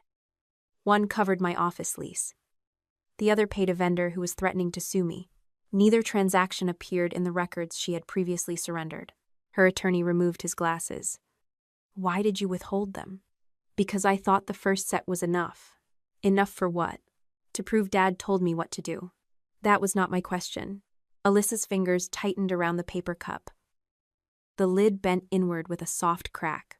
I thought if they saw every payment, they'd decide I was part of all of it. You were part of some of it, I said. Her gaze snapped toward me. Do you enjoy saying that? No. You sound like you do. Would you prefer Dad's version? She looked down at the file again. Gerald's draft statement said Alyssa had removed jewelry without authorization, concealed the transactions through her company, then created the Christmas burglary after her debts became impossible to hide. It made no mention of his instructions. It also described her as unstable under financial pressure. Almost the same phrase he had written about me. Alyssa's face emptied as she reached the final page. He was going to tell them I staged the burglary, she said. If blaming me failed, I replied. He paid my debts and kept the receipts. My sister pushed the folder away, then stood and crossed to the window. Outside, traffic moved through dirty snow at the edge of the parking lot. For several minutes, no one spoke. When Alyssa turned around, the anger had left her voice. What do I do now? She asked. I could have told her everything would be fine. Gerald would have. He had built half his power from promises that cost him nothing when he made them. Tell the truth, I said. All of it. Even the parts that hurt you. What if they charge me? They might. What if I lose my company? That may happen too. Alyssa's mouth trembled, but she did not look away. You're not going to ask them to protect me? I will confirm that you did not know about the chocolate box before you opened it. I will confirm that Dad directed transactions when I have evidence of that. I will not tell anyone you were innocent of choices you made yourself. Her lawyer watched her carefully. Alyssa returned to the table, opened her tote, and removed a small external drive. There are 2 more pawn agreements on here, she said, and messages Dad told me to delete. Are they original exports? Her attorney asked. Some are screenshots. The rest came from an old phone I kept. Why did you keep it? Because Dad started changing what he said after the lenders called. She placed the drive beside the folder. I knew he might blame me, Alyssa said. I just didn't think he already had. Her attorney arranged the transfer through the proper channels. The drive remained sealed until a forensic examiner could make a copy, and Alyssa agreed to a second formal interview. No one offered her immunity. Rachel explained that cooperation could be considered later, especially if the records helped recover property or money, but Alyssa would still have to account for what she received and what she signed. My sister accepted that without asking me to intervene. It was the first decision I had seen her make that did not begin with the question of who could remove the consequences. The new records tied Gerald to 2 additional loans. In one message, he instructed Alyssa to describe a customer's diamond as estate inventory. In another, he told her to split the proceeds so the store deposit would not match the lender's full payment. $21,000 went toward Alyssa's debts. More than $100,000 went into Belle and Daughters. Gerald had used her appetite for rescue, but he had not forced her to sign.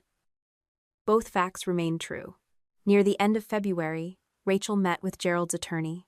Naomi attended for my interests, but made clear I was not a party to any agreement. I learned the details afterward, from the written summary approved for us. The prosecution had not promised a specific sentence or formal plea. Rachel offered Gerald a chance to provide a truthful account through counsel before charging decisions were finalized. He would have to identify the location of missing property, explain the insurance documents, stop contacting witnesses about their statements, and cooperate with restitution.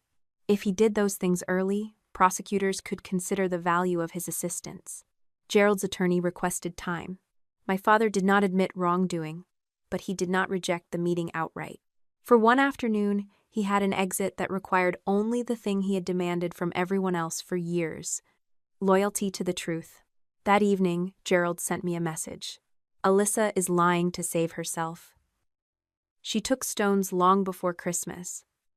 I can prove it, but once I do, there will be no protecting her. I forwarded it to Naomi without replying. Less than a minute later, Alyssa called. Did you tell Rachel I stole everything? She asked. No. Dad says you gave the prosecutor my private records and asked them to charge me.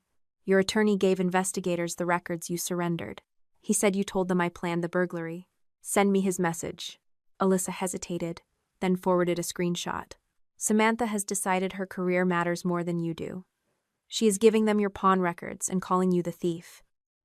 I am still trying to protect you. The structure matched his message to me. Alyssa is lying to save herself. Samantha has decided her career matters more than you do. I can prove it. I am still trying to protect you. Gerald changed the name and the accusation, but the invitation remained the same. Each daughter was supposed to fear the other enough to run back to him. I'm sending you what he wrote to me, I said. Alyssa read it while we remained on the phone. He said there would be no protecting me, she murmured. He told me you took the stones. And he told me you were asking the prosecutor to charge me. Neither of us spoke for several seconds. Then Alyssa said, He doesn't know we compare messages now. No. What should we tell him? Nothing. She almost objected. I heard the breath enter her lungs, then stop. Nothing, she repeated. We sent both messages to our attorneys. The following day, Evan returned to the 2 folders Gerald had prepared against us. He displayed the 3 ghost inventory certificates from the insurance claim. The same 3 diamonds appeared in both versions. In the file against me, Gerald described them as stones I had removed from internal inventory using my old alarm access. In the file against Alyssa, he described those exact stones as collateral she had taken to hide business debts. 2 alleged thieves, 2 different methods, 3 identical diamonds. Could he simply have reused the certificate numbers because he needed examples? Naomi asked. He attached current grading reports and recent photographs, Evan replied. The images appear to have been taken inside Bell and Daughters within the past year. Do we know where the stones are now? Torres asked. No confirmed sale, pledge, recovery, or seizure has been located, Evan said. I studied the photographs. The stones were real. Their laser inscriptions were complete. Gerald had insured them at high values, yet no customer or dealer could immediately step forward and say, that diamond is mine, because he had stripped away the source records. That made them useful, in a way ordinary stolen property was not. He could put one in my home and call it store inventory. He could place another in Alyssa's office and call it hidden collateral. Without an ownership trail, Gerald could change the story faster than anyone could challenge it. What if he still has all 3? I asked. Torres answered carefully. That is possible, not established. He used diamonds in the chocolate box to support the story against me. If he needs to support the other version, he'll need physical evidence connected to Alyssa. Naomi turned toward the screen. We are not asking Samantha or her sister to provoke him. No one should, Torres said. Send us the analysis. We will decide what investigative steps are appropriate. I did exactly that. I did not call Gerald. I did not tell Alyssa to pretend she was turning against me. Whatever happened next had to come from him without either daughter pushing. 2 nights later, Alyssa came to my condominium with takeout. Neither of us ate. We sat at the dining table where the chocolate box had first been opened, comparing old account names that might connect the 3 ghost stones to lenders or storage records. Our conversation was practical, careful. We did not discuss forgiveness. At 9:26, Alyssa's phone lit up. She read the message, then placed the device between us. I can still fix this, but you need to move your storage key back where it belongs. What storage key? I asked. Alyssa's fingers curled against the table. I rent a unit for event equipment, she said. Dad helped me set it up. Mom keeps the spare key. Where? In the junk drawer in her kitchen. The 3 diamonds had no lawful history, and my father had just asked Alyssa to return access to the one place he could connect to her without entering her home. The spare key was still in Linda's drawer. The spare key was still in Linda's kitchen drawer, assuming she had not already handed it to Gerald. Naomi told us not to drive to my parents' house, not to warn my mother, and not to touch the storage unit. Your father asked about access to a location tied to Alyssa, she said. That message matters. What happens next has to be handled by the investigators. Alyssa sat across from me at the dining table, staring at Gerald's text as though the words might change if she waited long enough. What if Mom gives him the key tonight, she asked. Then Torres needs to know tonight. What if Dad is only trying to retrieve business supplies? Then the records will show that. Alyssa looked toward the empty space where the chocolate box had rested weeks earlier. You don't believe that? No, but what I believe is not a search warrant. Naomi contacted Detective Torres, while Alyssa called her attorney. By midnight, both lawyers had sent formal notices preserving the message and identifying the storage facility, unit number, lease records, and known key holders. The unit was rented under Alyssa's events company. It contained folding backdrops, linens, artificial floral walls, lighting stands, and unopened cases of glassware from a wedding expo she had canceled the year before. Gerald had helped her sign the lease. Linda kept the spare key because Alyssa lost things often enough that the family had turned it into a joke. That joke no longer sounded harmless. The next morning, Torres and another investigator met Linda at Naomi's office. My mother had been told the questions concerned property access. Gerald was not invited, and Linda arrived without him. I waited in a smaller room down the hall. Naomi had advised me not to attend the interview because my presence might make Linda more defensive. Alyssa waited at her attorney's office for the same reason. Through the wall, I could hear only the rise and fall of voices, never the words. The meeting lasted 43 minutes. When the conference room door opened, Linda came out first.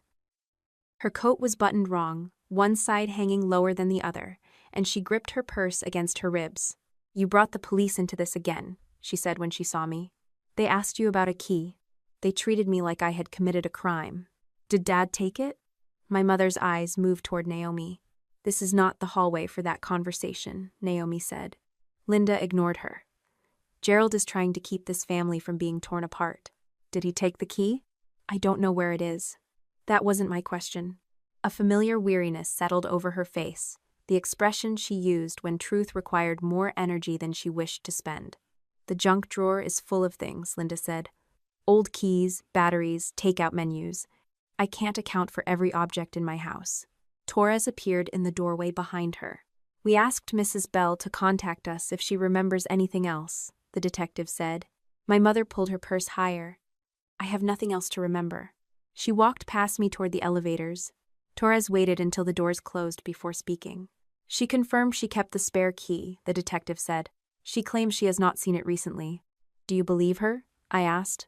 "My opinion does not authorize a search." The answer sounded like something I might have said, and under different circumstances I would have appreciated it. Torres continued. "Alyssa's attorney has offered access to the unit and the facility records. We are working through the proper process. Neither of you should visit the location." "What if Gerald goes there first?" I asked. "Then the facility's access system may record it." "May?" "Not every entrance requires a unique code. The front gate logs vehicles and keypad use. But a person admitted by another tenant could reach the building." Gerald had owned a jewelry store for more than 30 years. He understood cameras, locks, and audit trails. He also believed most systems existed for people less important than him. That arrogance had protected him longer than it should have. It might also be the reason he made a mistake. Alyssa agreed to a recorded interview that afternoon. Her attorney allowed me to join only for the opening portion. When she confirmed the unit's contents and who held keys, "I'm giving permission for investigators to examine the unit," Alyssa said. "I understand that does not prevent them from using anything they find against me." Her voice wavered on the final words, but she did not take them back. Torres leaned forward. "Are you aware of any diamonds, jewelry, loan documents, or Bell and Daughters property currently stored there?" "No." "Have you placed any such property there since Christmas?" "No." "Has anyone asked you to?" Alyssa handed over a printed copy of Gerald's message. "My father told me to move the spare key back where it belonged," she said. I did not respond. "Why do you think he asked?" Alyssa glanced at me, then stopped herself. "I don't know what he intended," she said. "I only know he should not need that key." That was a better answer than the one she would have given a month earlier. No guessing, no attempt to make herself useful by stretching what she knew. Before I left the interview, Alyssa caught my wrist. "If they find those stones in my unit, I could be arrested," she whispered. "Yes. You're supposed to tell me they won't." "I'm supposed to tell you the truth." Her fingers loosened. "What if nobody believes me?" she asked. "Then the records have to speak before we do." The investigation moved more slowly than fear did. For several days, we heard almost nothing. Torres would not discuss surveillance, warrants, or requests made to third parties.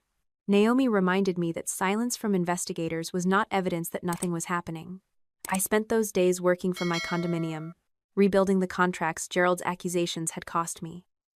A probate attorney in New Haven sent 3 estate pieces for appraisal. Miriam referred a neighbor. The income barely covered Naomi's latest invoice, but it kept my name attached to work instead of scandal. On Thursday afternoon, Evan asked for a secure call. He had reviewed records from a safe deposit facility used by Bell and Daughters. The box was rented under a holding company Gerald controlled, not under the jewelry store's public name. Gerald had accessed it twice in the previous year. The third access occurred the morning after Rachel Monroe's meeting with his attorney. Was that lawful? I asked. Accessing his own box was not a crime, Evan said. The timing makes it relevant. Do we know what he removed? The facility does not record the contents of private boxes. Cameras show him entering with a flat document case and leaving with the same case, though it appears fuller. Naomi raised a hand before I could speak. Appearance is not proof of contents. Correct, Evan said, but the time log and video have been preserved. The access occurred less than 3 hours before Gerald sent Alyssa the message about the storage key.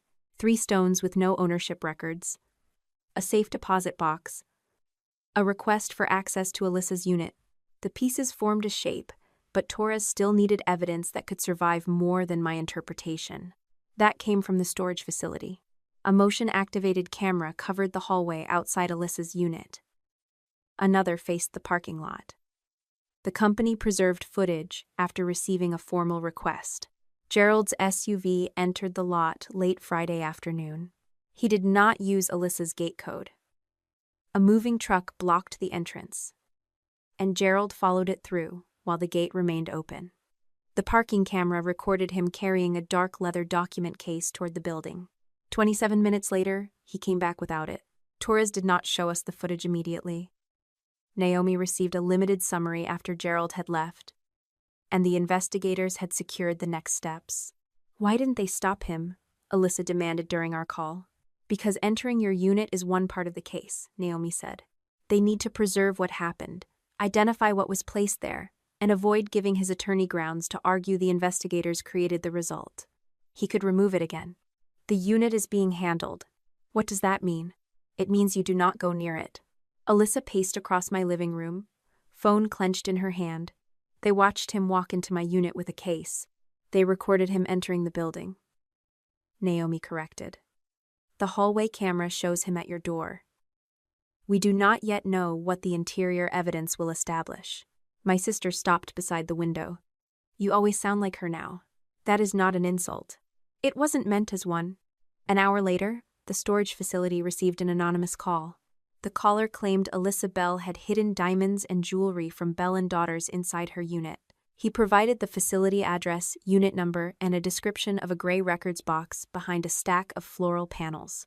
The employee who took the call notified management, and management contacted the detective named in the preservation request.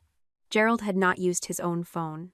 He had used a prepaid device purchased that morning from a convenience store less than 2 miles from the storage facility. At first, that fact did not identify him. The call came from the phone, but investigators were not going to obtain immediate carrier records and turn them into a miracle. Gerald connected himself to the device through a simpler mistake. He paid for it with his personal credit card. The receipt carried the last 4 digits of the card he had used for years at the jewelry store. Camera footage showed him at the counter, wearing the same navy overcoat visible later in the storage parking lot. A second camera outside the facility recorded him sitting in his SUV shortly before the anonymous call reached the office. His head was lowered, and a small, dark phone rested near the steering wheel. No tower dump was needed, no instant data from a cell provider. Gerald had bought the device, carried it to the location, and used it within a narrow window before discarding it in a trash bin beside a gas pump. The police recovered the phone after reviewing the convenience store footage. Even then, Naomi warned us that the phone was one link, not the whole chain. Gerald could claim he bought it for another purpose. He could say someone else used it. He could argue the storage visit concerned business equipment. The evidence inside the unit would decide whether those excuses survived. Linda called me that evening. Her voice came through so quietly that I stepped away from Alyssa, who was sitting at my kitchen counter. Your father took the key, my mother said. When? Yesterday morning. You told Torres you didn't know where it was. I didn't know then. Did you see him take it? Linda breathed into the phone. Somewhere behind her. A clock chimed 7 times. I saw him standing by the drawer, she said. When? The day before the interview. My grip tightened around the phone. Then you knew before you met Torres. I did not know what he was doing. You knew he had access to Alyssa's storage unit. He said he needed old store displays. Why didn't you call us? Because I wanted to believe there was an explanation. You wanted an explanation that required nothing from you. Linda began to cry. The sound was soft and controlled, as if even grief needed to remain presentable. I thought he was retrieving documents, she said. He went in carrying a case and came out without it. My mother went silent. Did Gerald tell you anything about 3 diamonds? I asked. No. Did he mention Alyssa? He said she had ruined everything by talking. Alyssa looked up when she heard her name. What else? I asked. He said he had one chance to make people see which daughter caused this. The kitchen seemed to narrow around me. You need to tell Torres exactly that. I am telling you. I am not the investigator. Samantha, please don't make me repeat it to strangers. You protected him when he blamed me. Now he is trying to put evidence in Alyssa's unit. I don't know that. You know enough to stop saying you know nothing. Linda's breathing broke once, then steadied. Will you come with me? She asked. No, Naomi can arrange for your lawyer to be present. You won't sit beside your own mother? I will not become the reason you finally tell the truth. She ended the call without saying goodbye. I forwarded a written account to Naomi and Torres. Linda gave a formal statement the next morning, accompanied by an attorney of her own. Her admission helped, but it did not make her brave. She had waited until Gerald's plan was already captured on camera and the anonymous call had been made. By then, investigators had obtained the authority they needed to enter the unit and document its contents. Alyssa was required to attend because the lease was hers, though her attorney remained beside her. I waited in Naomi's car across the lot. Cold rain streaked the windshield, turning the storage buildings into gray blocks behind water. From where I sat, I could see Torres speaking to Alyssa beneath the metal awning. My sister's arms were wrapped around herself. Her attorney stood close but did not touch her. Naomi lowered the driver's window enough to hear when Torres raised her voice over the rain. Once this opens, the detective told Alyssa, whatever is inside becomes part of your story until we prove who put it there.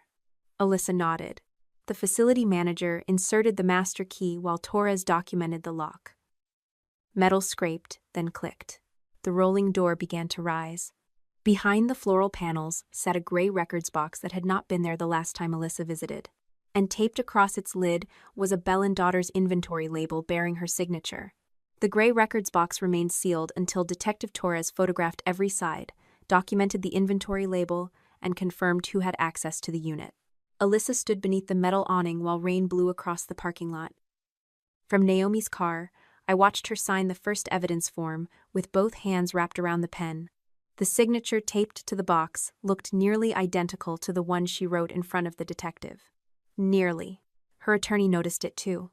That label is not recent, he said. My client's current signature does not form the final letter that way. Torres did not answer. She placed the comment in her notes and continued documenting the scene. Once the hallway and unit had been photographed, investigators carried the box into a secure area inside the facility office. Naomi and I were allowed to enter only after Torres finished the initial search and confirmed that our presence would not disturb the evidence. The room smelled of wet cardboard and burnt coffee. Alyssa sat at a folding table beside her attorney, pale but composed.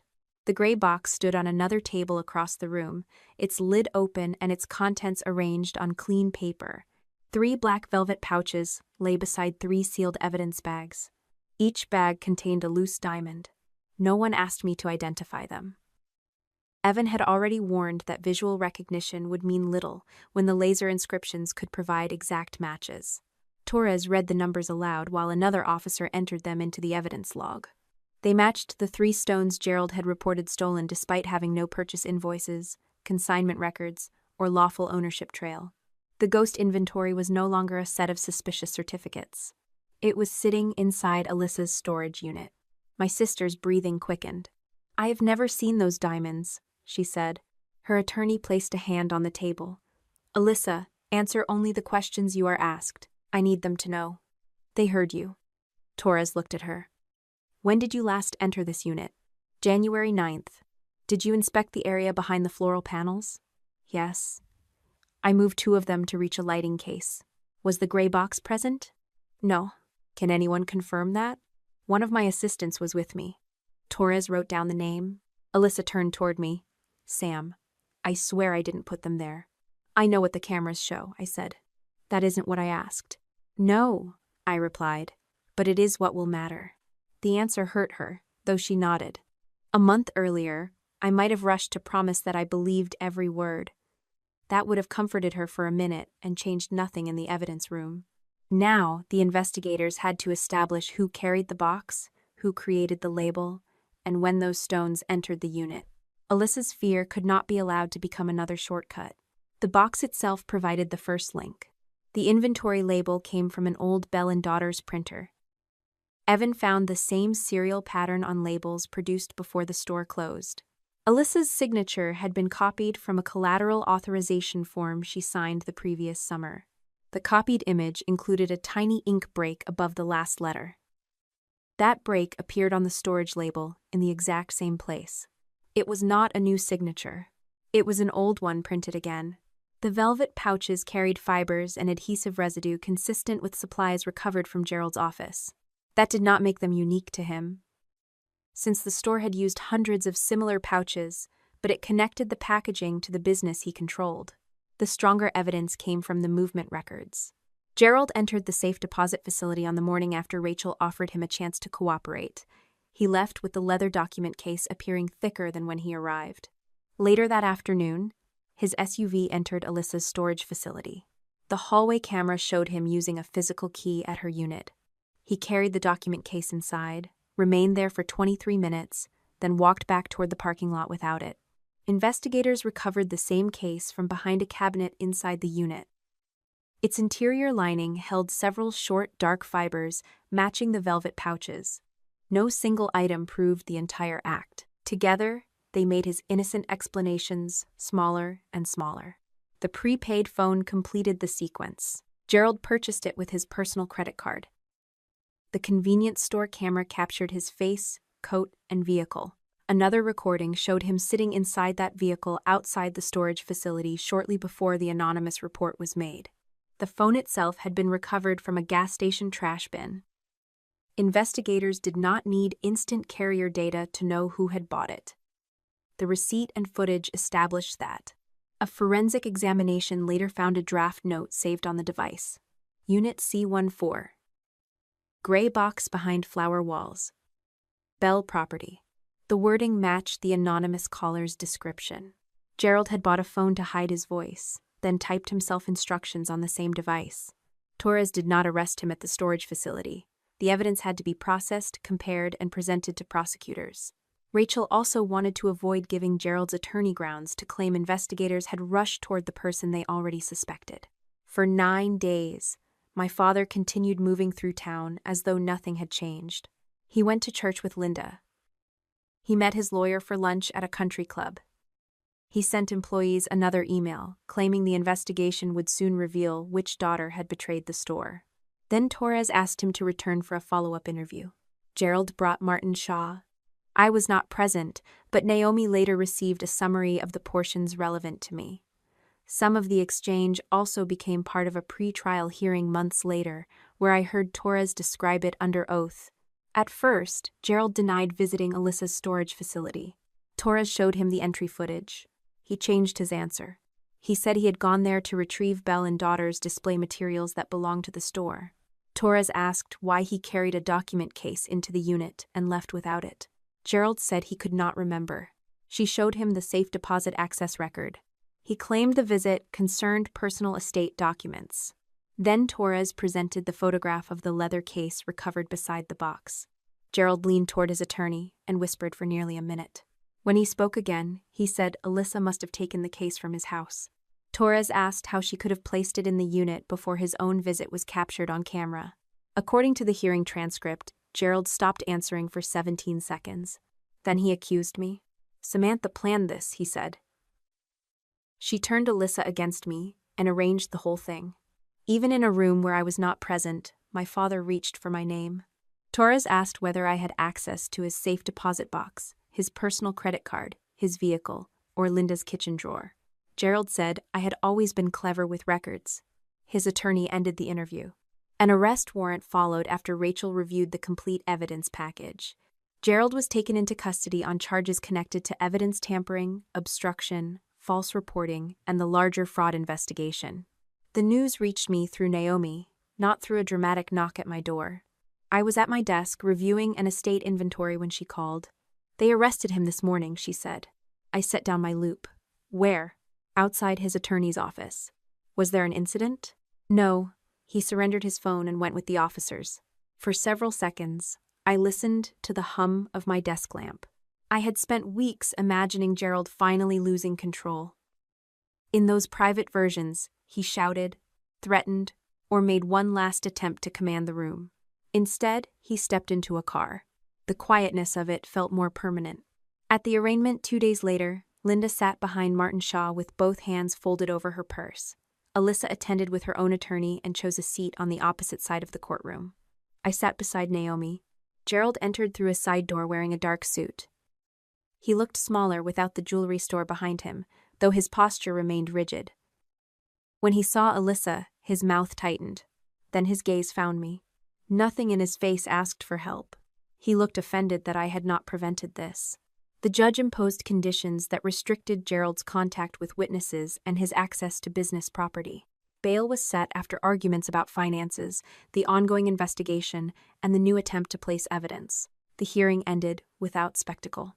As officers prepared to lead Gerald away, he turned toward me in the corridor outside the courtroom. Martin Shaw told him not to speak, but my father ignored him.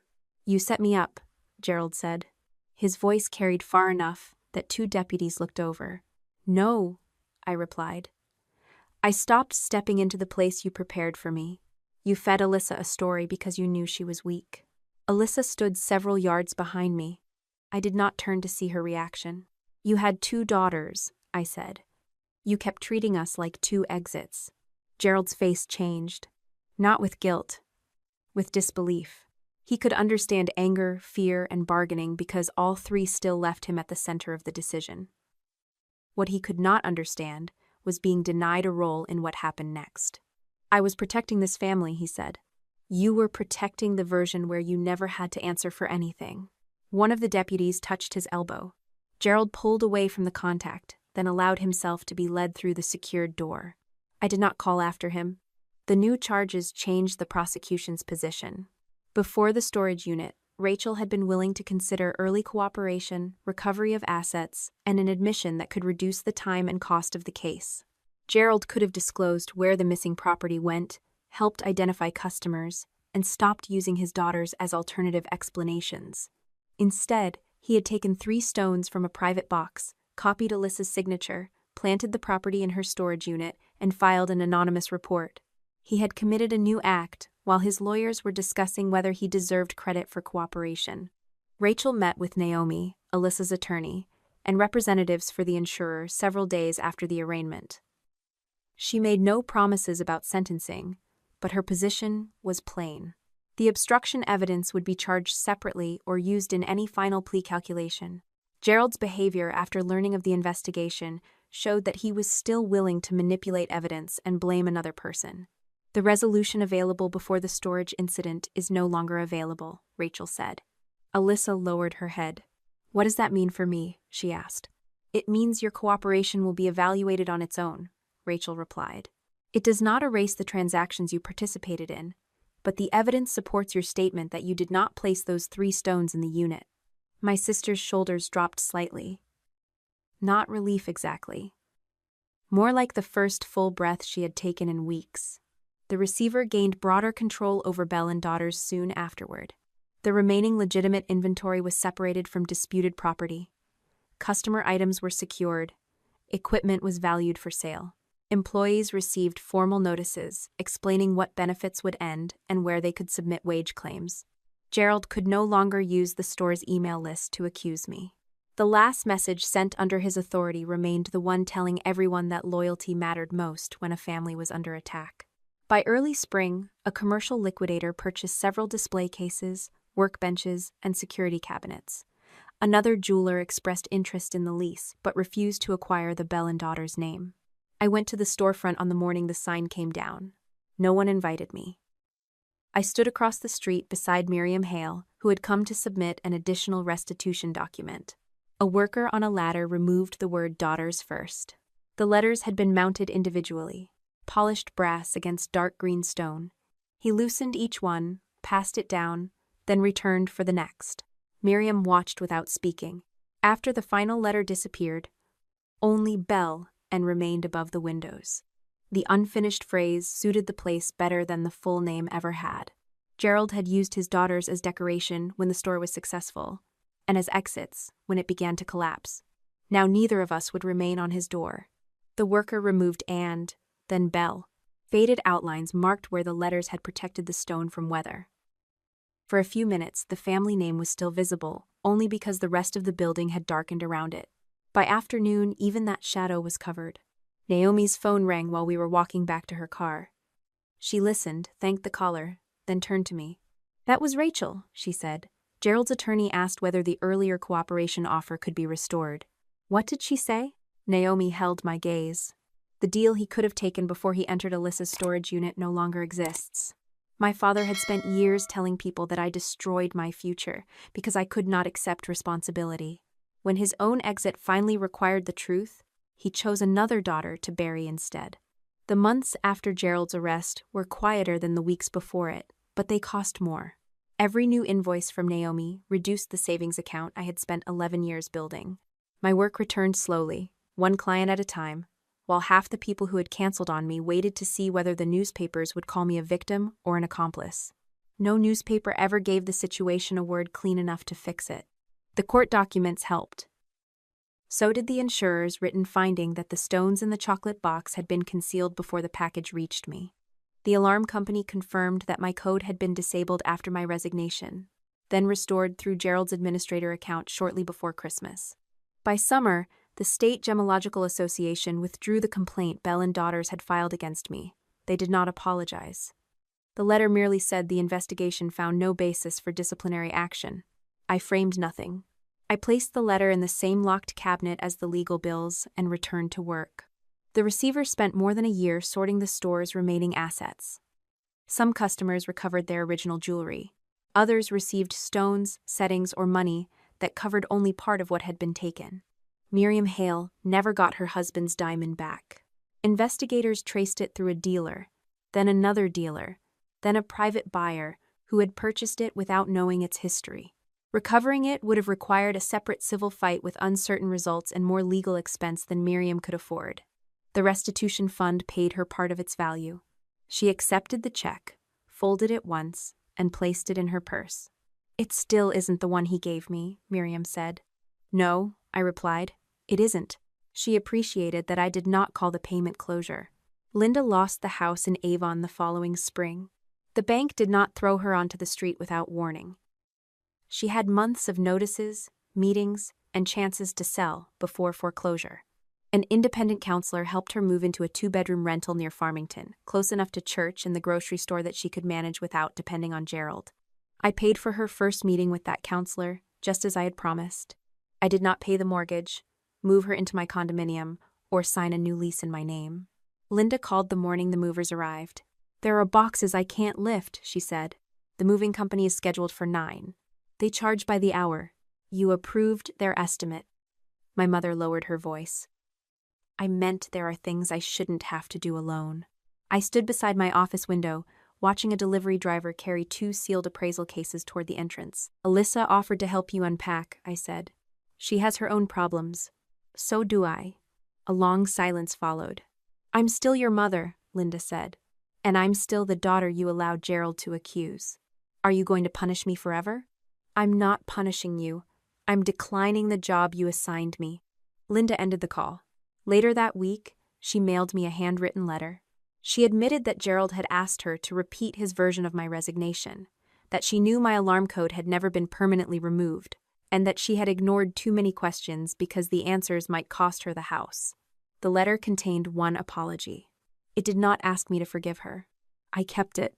Alyssa's case resolved before Gerald's. Her cooperation helped identify customer property, reconstruct the pawn transactions, and prove she had not placed the 3 diamonds inside her storage unit. It also showed that she had signed documents she knew were incomplete and accepted money from deals she had chosen not to examine. The judge sentenced her to probation, restitution, and community service. She was barred from managing consigned jewelry or customer trust property during that period. Alyssa sold her car, closed the events company, and moved into a smaller apartment. The money from the sale went toward what she owed. Before her sentencing, she asked me to write a letter. "I'm not asking you to lie," she said. "Just tell the judge I'm a good person." We were sitting in Naomi's conference room, where the glass table had reflected so many documents that I sometimes saw certificate numbers even when the surface was empty. "I can describe what you did after the investigation began," I said. "I can say you surrendered the fourth stone, provided your records, and accepted questioning after your father tried to frame you. That sounds clinical." "It is specific." "You can't say I'm good?" "I can't make a legal argument out of a label." Alyssa looked down at her hands. "Dad would have written anything I wanted." "Yes. That's why his letters stopped meaning anything." My sister nodded slowly. "Write the specific one." I did. After sentencing, Alyssa started working for a catering company. She answered phones, prepared invoices, and had no access to client valuables beyond rented tablecloths and serving trays. We spoke every few weeks. Some conversations ended well, others did not. She still wanted quick reassurance when consequences frightened her, and I still had to stop myself from turning every question into an examination. Neither of us called that reconciliation. We called it Tuesday, or coffee, or a 10-minute phone call that did not end with one sister begging and the other sister rescuing. Gerald's case took longer. His attorneys challenged the searches, the computer records, the safe deposit evidence, and the use of the storage footage. They argued that he had entered Alyssa's unit with permission, that the diamonds belonged to Bell and daughters, and that the prepaid phone had been purchased for private business. The preserved draft on the phone weakened that explanation. So did the copied signature, the leather case, the safe deposit video, and the anonymous report describing the exact location of the gray box. The larger fraud case was worse. The state proved that Gerald had reported property stolen after it had already been pawned or sold. Customer stones had been removed from settings.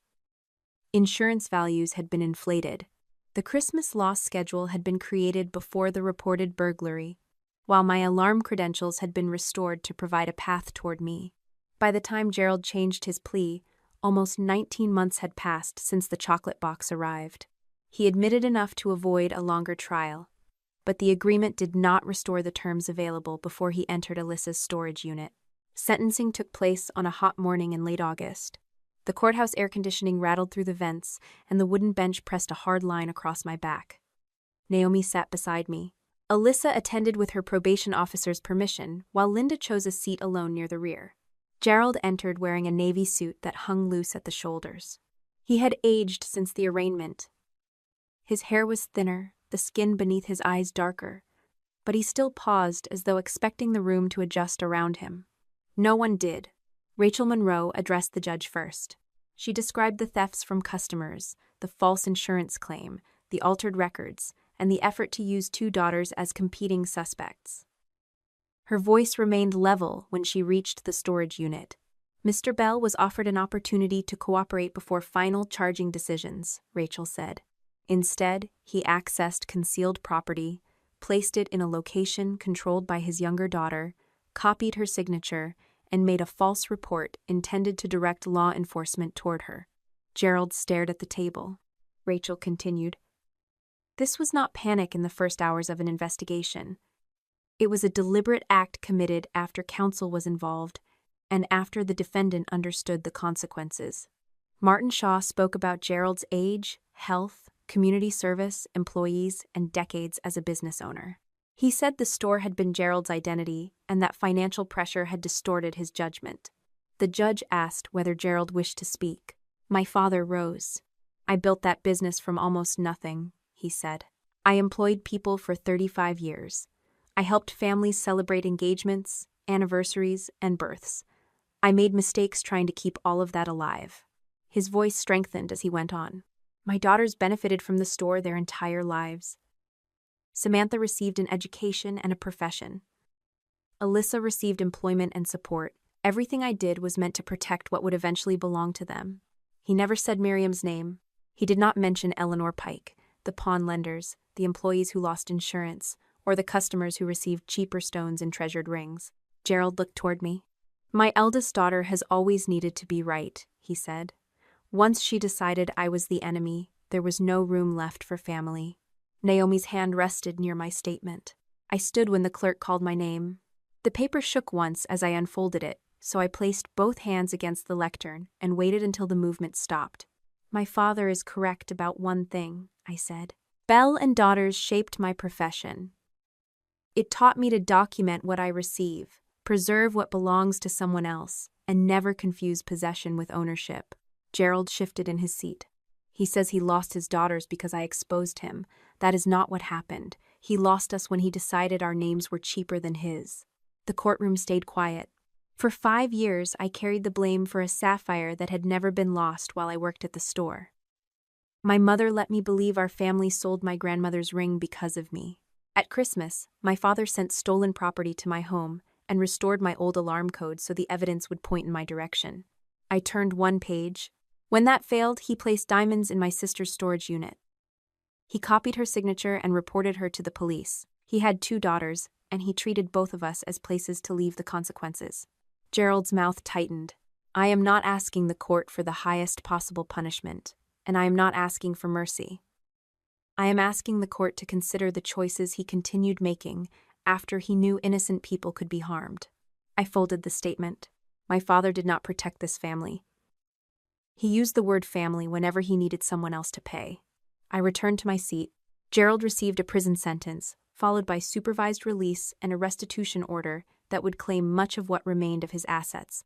The judge described the storage unit scheme as proof that Gerald had continued manipulating evidence when he could have begun repairing the damage. Linda covered her mouth when the sentence was announced. Alyssa stared straight ahead. My father turned before the deputies approached. "Samantha," he called. Martin Shaw reached for his arm, but Gerald pulled away. "Everything I did was for you and your sister."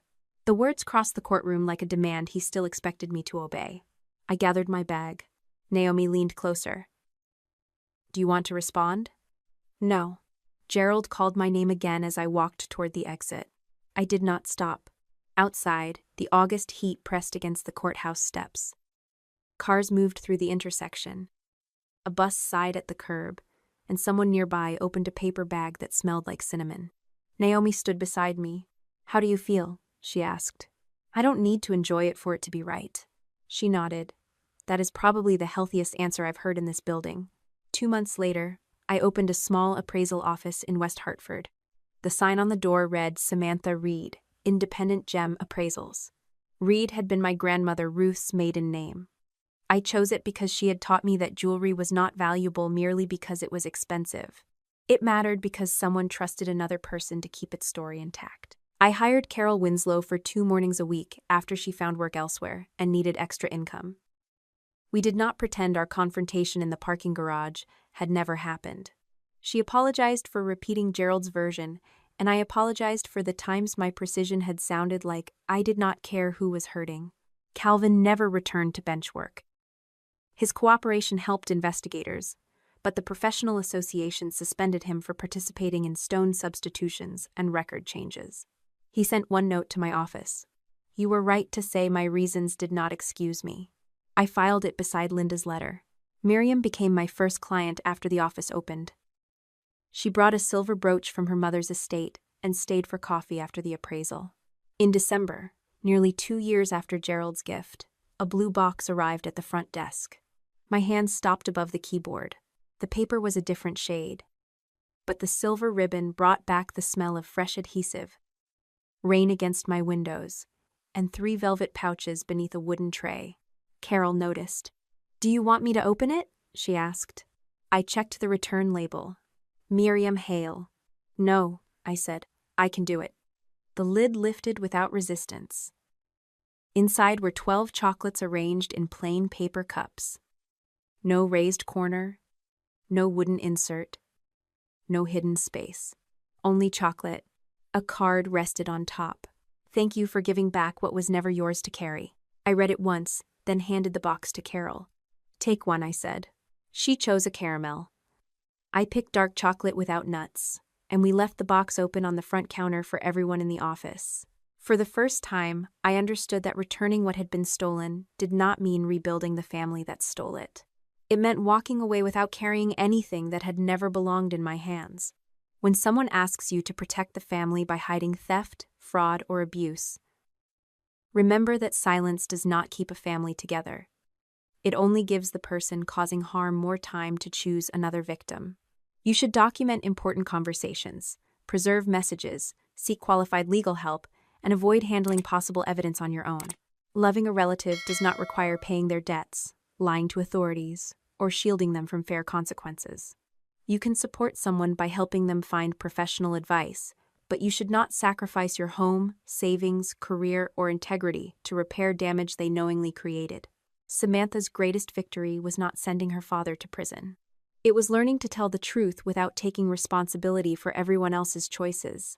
Set clear boundaries, speak accurately, and let people carry the consequences of their own actions.